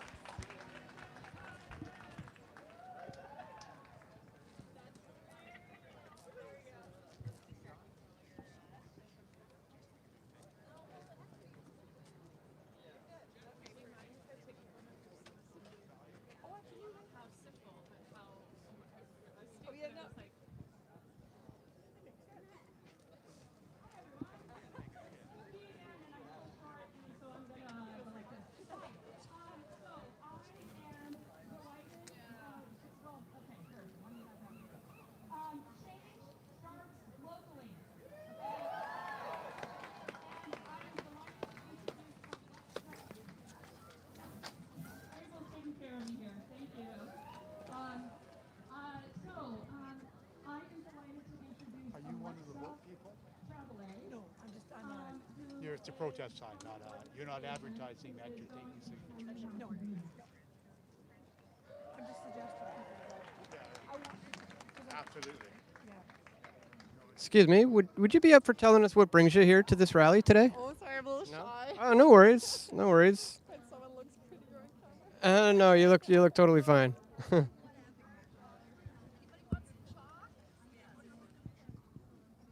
Well, maybe lose the mask.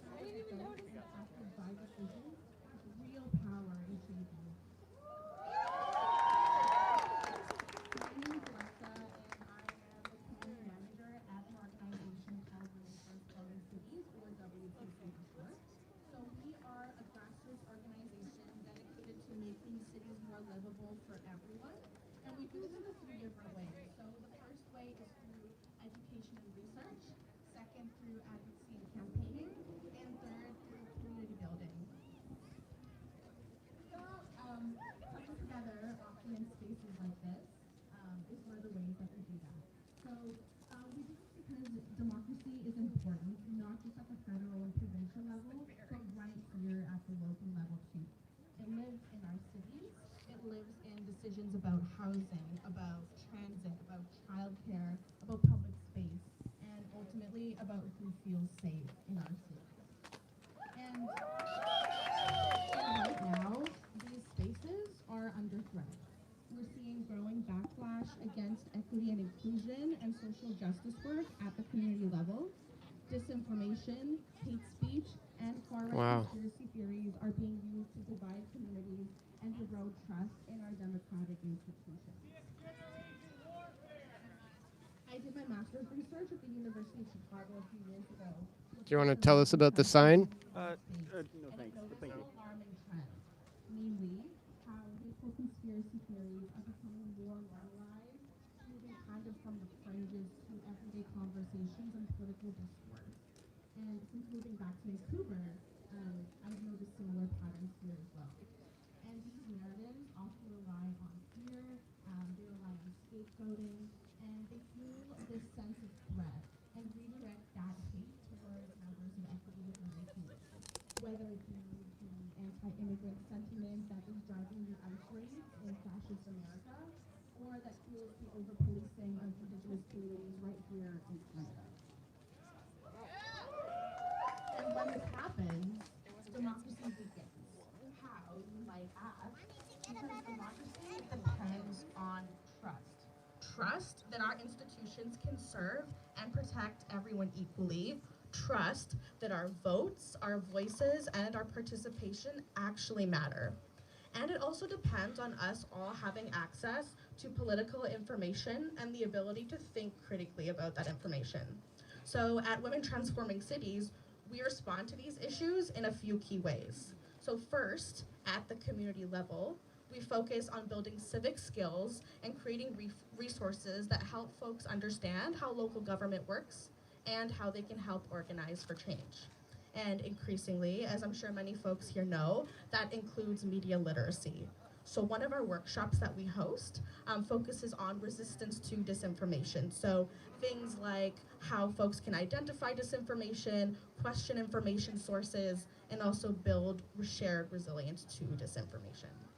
Meanwhile, moving towards the systems level, we bring community voices into decision-making spaces. We advocate at City Hall, we advocate for equity-based policies, and we work to hold government accountable for their commitments to equity-deserving groups. Because community power and systems change go hand in hand. So then, the question becomes, what does that actually look like in our day-to-day lives? How can people resist fascism day by day? So, because it can often feel quite overwhelming and paralyzing sometimes when the world around us kind of feels like it's going up in flames, there is hope. And I want to share a concept that has really grounded my activism recently, and that is the concept of the feminist killjoy by activist and scholar Sarah Ahmed. So for a little bit of context, a killjoy is someone who is willing to speak up when something isn't right, who interrupts the status quo, who refuses to ignore injustice even when it's uncomfortable. And right now, that type of courage is so important. That kind of resistance doesn't always need to look like large dramatic actions. It can be something that you do day to day, small little moments of refusal. So for example, one way to do this could be staying engaged locally, paying attention to what's happening in your city, like what's happening here today, showing up to council meetings, Is she sure? issues you care about, whether it be housing, transit, affordability, anything like that. As I mentioned earlier, municipal politics are a great and powerful way to make change in your community. At Women Transforming Cities, we also have a membership program that gives you access to workshops, toolkits, and resources to help you take action and have your voices heard.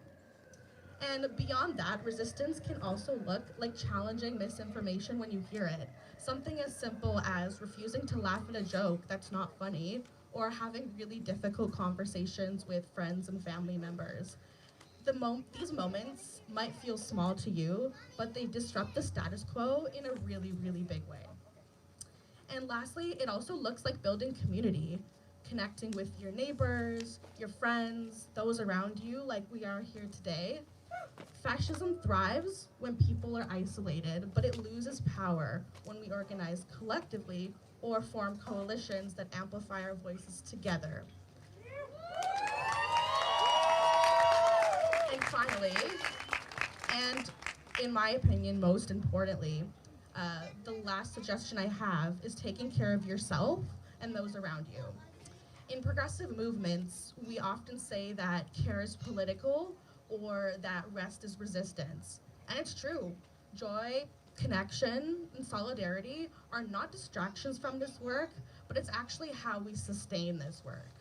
Because resisting authoritarianism and fascism isn't just about what we're up against, it's what we're building here together. This collective commitment to justice, to care, to human rights. It's all what really truly sustains democracy. Thank you so much.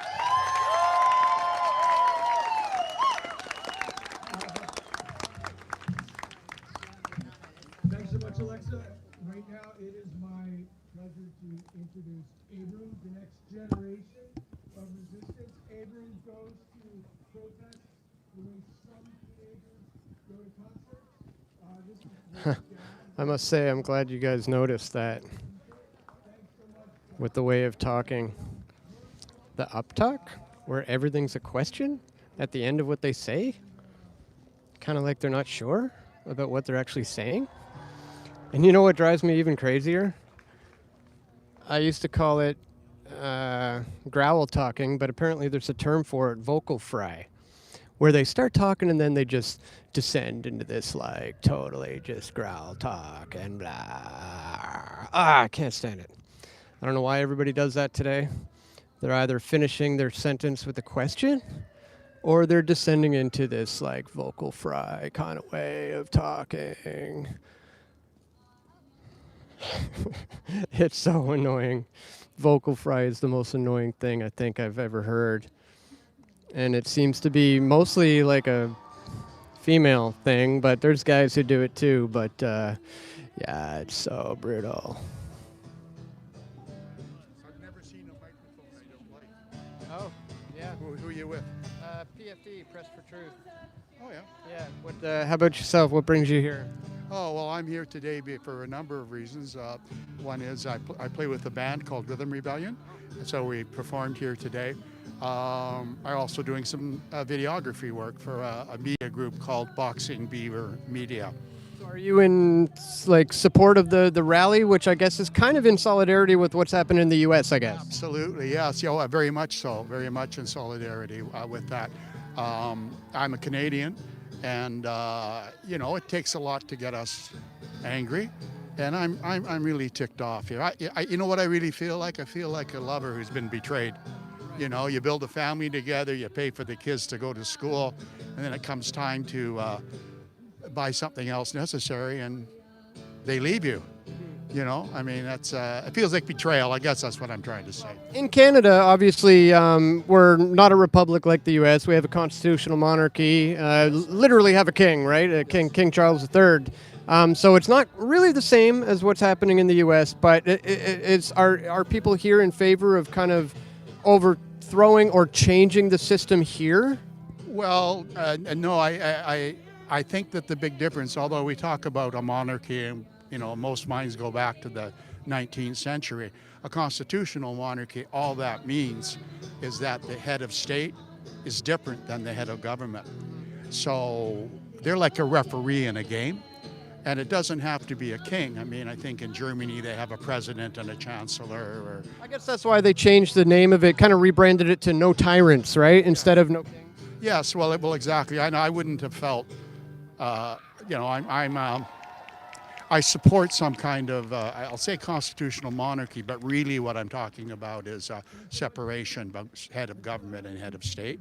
So I wouldn't feel comfortable no kings. I think our king's doing shouldn't say that. I think the crown is doing a pretty good job of being stable.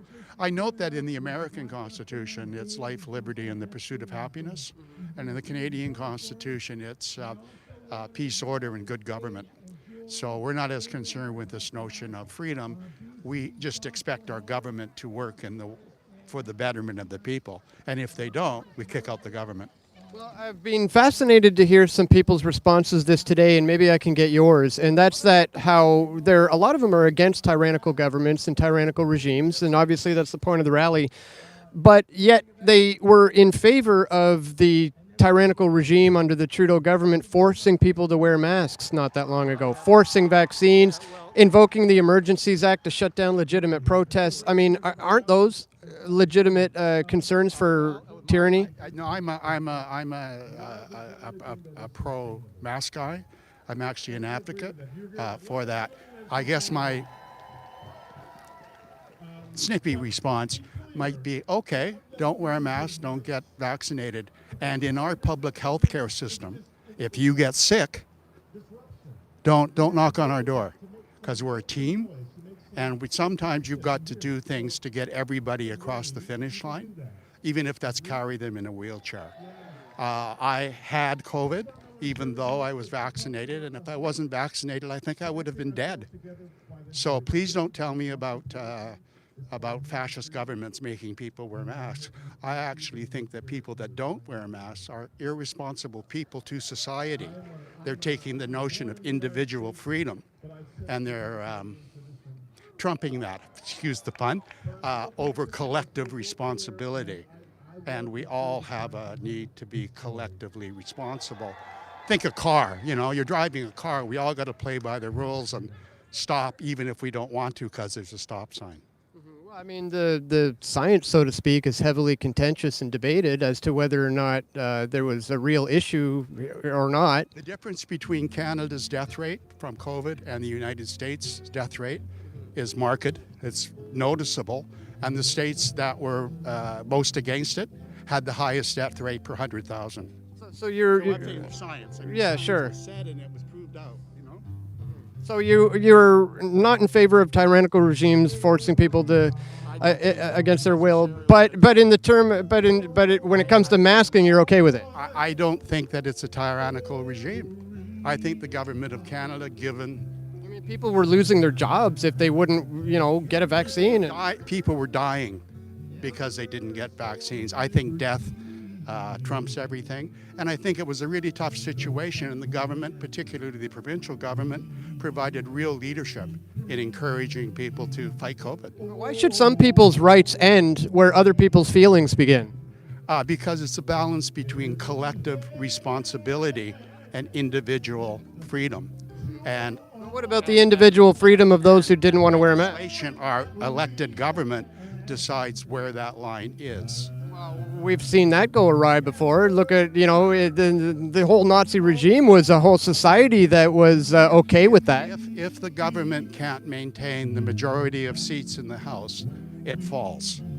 And I'm 75 years old, I've seen times where the people have demanded change and the government's had to listen. If not, going back to your first question, the Crown dissolves the government and we have an election. We ask the people to resolve the issue. Well, that's kind of what the trucker rally was all about, and then they invoked the Emergencies Act to shut it down. So that was a legitimate protest, wasn't it? I don't know. I don't know about that. Where I kind of. You just suggested that the people have to come together and fight the Senate and the Commons. I draw the line is there were at least some elements of the truckers that were going to go to the Lieutenant Governor's house. We're trying to overthrow the state. They weren't protesting that the government was wrong in its decision. They were protesting the government was, needed to be overthrown. You're going to get one or two psychos in every movement. That doesn't set the movement as a whole. Treason. One or two individuals doesn't make up for the entire group, does it? I don't know. When I saw the truckers, they really scared me, and they didn't look like people that I thought were very thoughtful.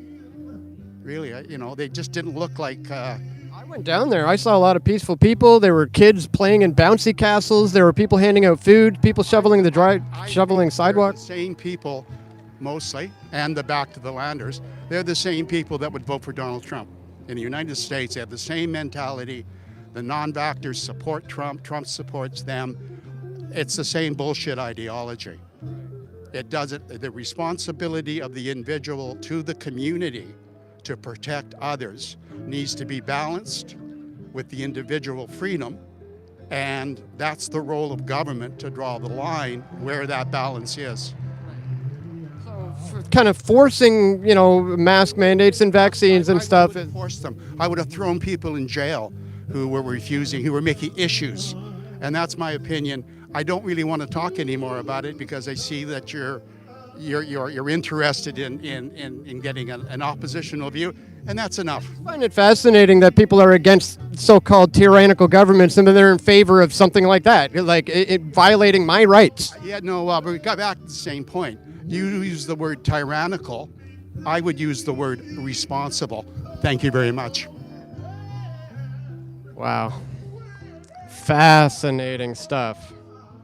Every single one of these people I talk to out here are just so hypocritical and total hypocrites. They have it totally backwards. They're like, yeah, I'm against fascism. Yeah, I'm against tyrannical governments. And well, hang on a minute. What about my rights during COVID? Oh, well, then individual rights have to, fall in line. And, then we need tyrannical governments to force you non-vaxxers and you non-maskers into line.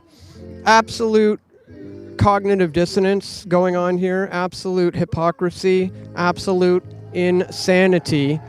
And I'm not surprised. This is kind of what I expected from this rally. They say they're against tyrannical regimes and fascism, but they're some of the most tyrannical fascist people you can meet. That guy's like, I would have thrown him in jail. Like, you can't make this stuff up, guys. This is unbelievable.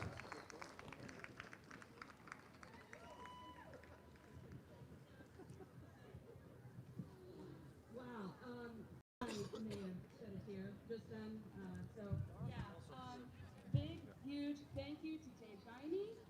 Thank you so much. And Harrison, dude, I've heard you play before, but this time I heard you play, and oh my God, thank you. Well, this crowd has kind of died out quite a bit, and I may call it for a day as well. So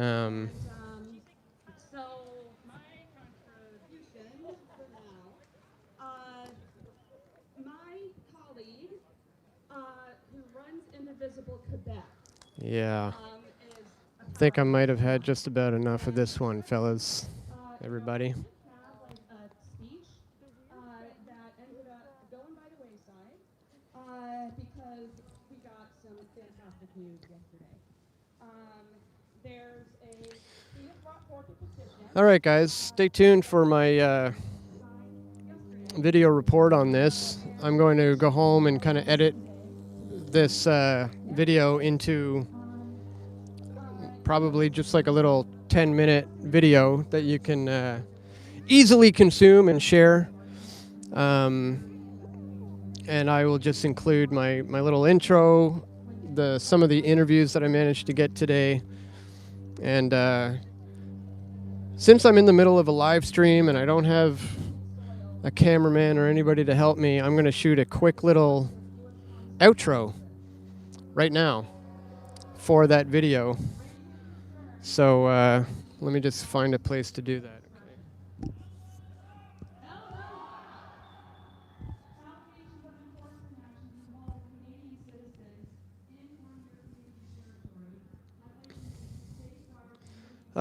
Okay, let me think of what I want to say. You guys are watching a PFT video being put together live in real time. Because like I said, I'm just going to go home. I'm going to edit this, cut it down to 10, 15 minutes, just get in the interviews, a little bit of the march, and just kind of like 100% of the people I spoke to were all saying the same nonsense. It's absolutely crazy. So I'm going to wait for this plane to go over because it's pretty loud. And then in the meantime, I'm going to think about what I'm going to say here.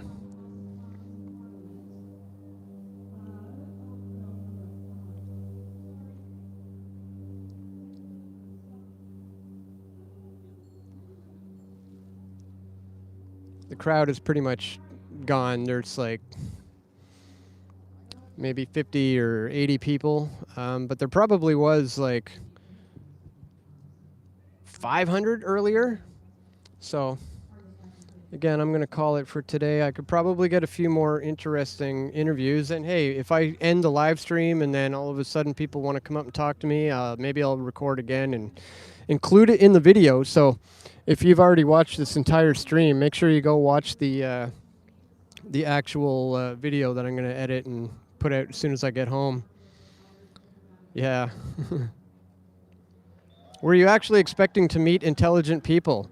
I was hoping so, man. I was hoping so. But, boy, oh boy, did it ever not go like that. I mean, out of a group of 500 people, and how many interviews did I do today? Let me think. 1, 2, 3, 4, maybe 5, at least 4. Every single one of them were total hypocrites when it came to their beliefs on tyrannical regimes, which I had a feeling was going to be the case, but man, I was hoping it wasn't, but here we are. Crazy.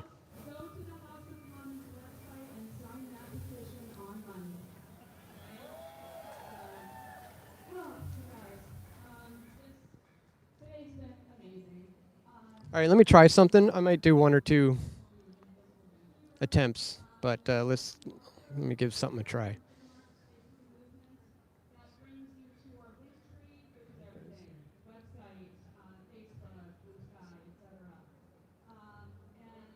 All right.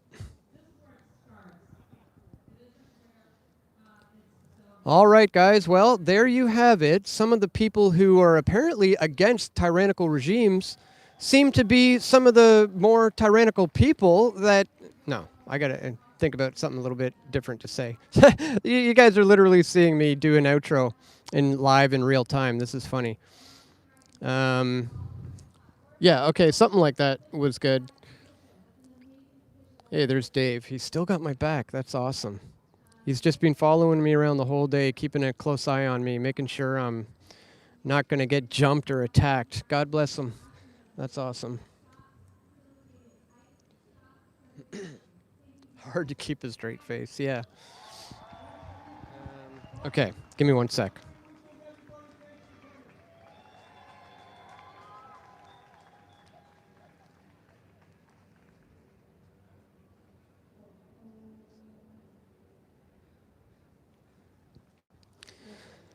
All right, guys, that marks the end of this No Kings Rally, or the No Tyrants Rally, as they called it here in Vancouver. But interestingly enough, No Tyrants is not exactly what they believe in when the tyrannical regime is implementing something that they are in favor for. In case you didn't notice, I talked to, I think, 4 or 5 different people here today, and every single one of them, 100% of them, were fully in favor of the Trudeau government during the COVID years using their powerful fist of tyranny to clamp down on our individual rights, people who are not interested in taking a vaccine or wearing a mask, and people who, a government who invoked the Emergencies Act in order to shut down a legitimate protest. All that was A-OK in their books. But when it comes to so-called tyrants like Orange Man Bad in the United States, they think all that needs to stop. Talk about hypocrisy. Talk about cognitive dissonance. I guess I could say I'm not entirely surprised, but I still wanted to come down here and show you guys what it's really like here on the ground. So if that's something you appreciate, make sure you click that thumbs up button. Make sure you share this video. If you do appreciate my efforts to come to cover rallies like this and you want to see more of this type of content, make sure you check me out at pressfortruth.ca/donate if you want to financially support my efforts.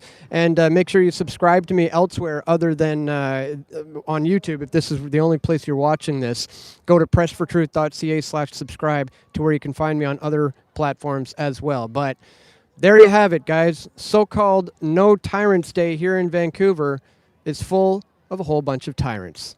Thanks for watching, guys. Stay tuned for more. This is Dan Dicks reporting for Press for Truth. And that's the way the cookie crumbles. All right, guys. Thank you so much for tuning in. I'm going to put that together as soon as I get home. I should probably get the heck out of here. Hey, Dave.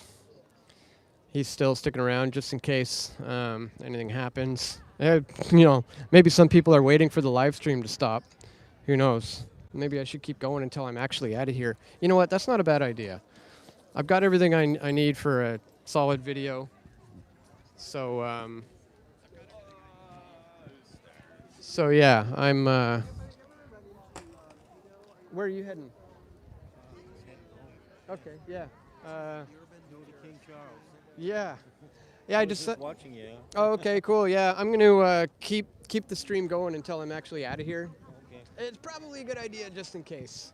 Yeah, it's getting cold. It's time to go. Yeah. It's over now. And Yeah. it's a good rally. Yeah. Yeah, totally. So, yeah, it's not such a bad idea to keep this going while I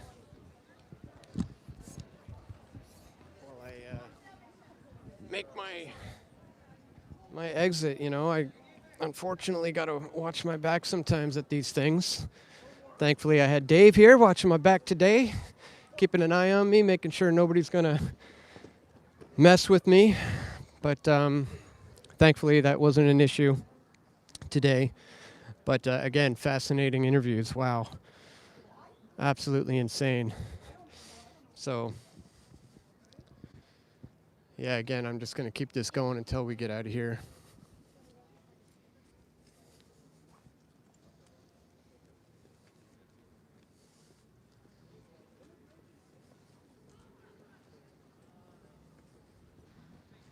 Yeah, I think I'm pretty much in the clear, so maybe I'll call it. So yeah. Oh, arm's getting tired of holding this thing out. I need a crew. I need a couple cameramen, some bodyguards. Editors would be nice. As you guys know, that's okay. Thanks.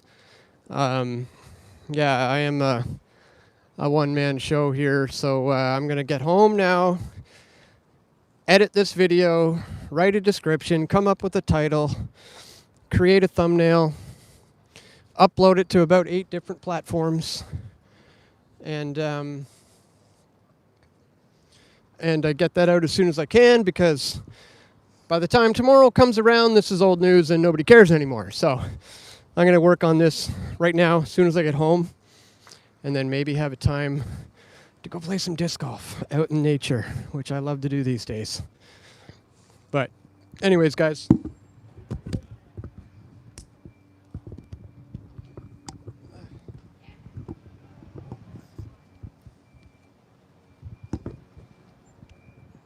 Sorry. That's good enough. All right, guys. I'm going to call it for today. Once again, thank you so much for everybody who was stuck with me through the live stream, who clicked the thumbs up button, who shared the video. I see there's been a few more super chats. Thank you to whoever that was. Thank you so much for that. If people do want to contribute, you can go to pressfortruth.ca/donate. That's probably the best way. There should be a link in the description as well to my Give, Send, Go campaign, who are also not going to censor me or shut me down like GoFundMe did once. But anyways, that's it for today, guys. I hope you liked the footage. I hope you enjoyed my coverage and pretty wild interviews.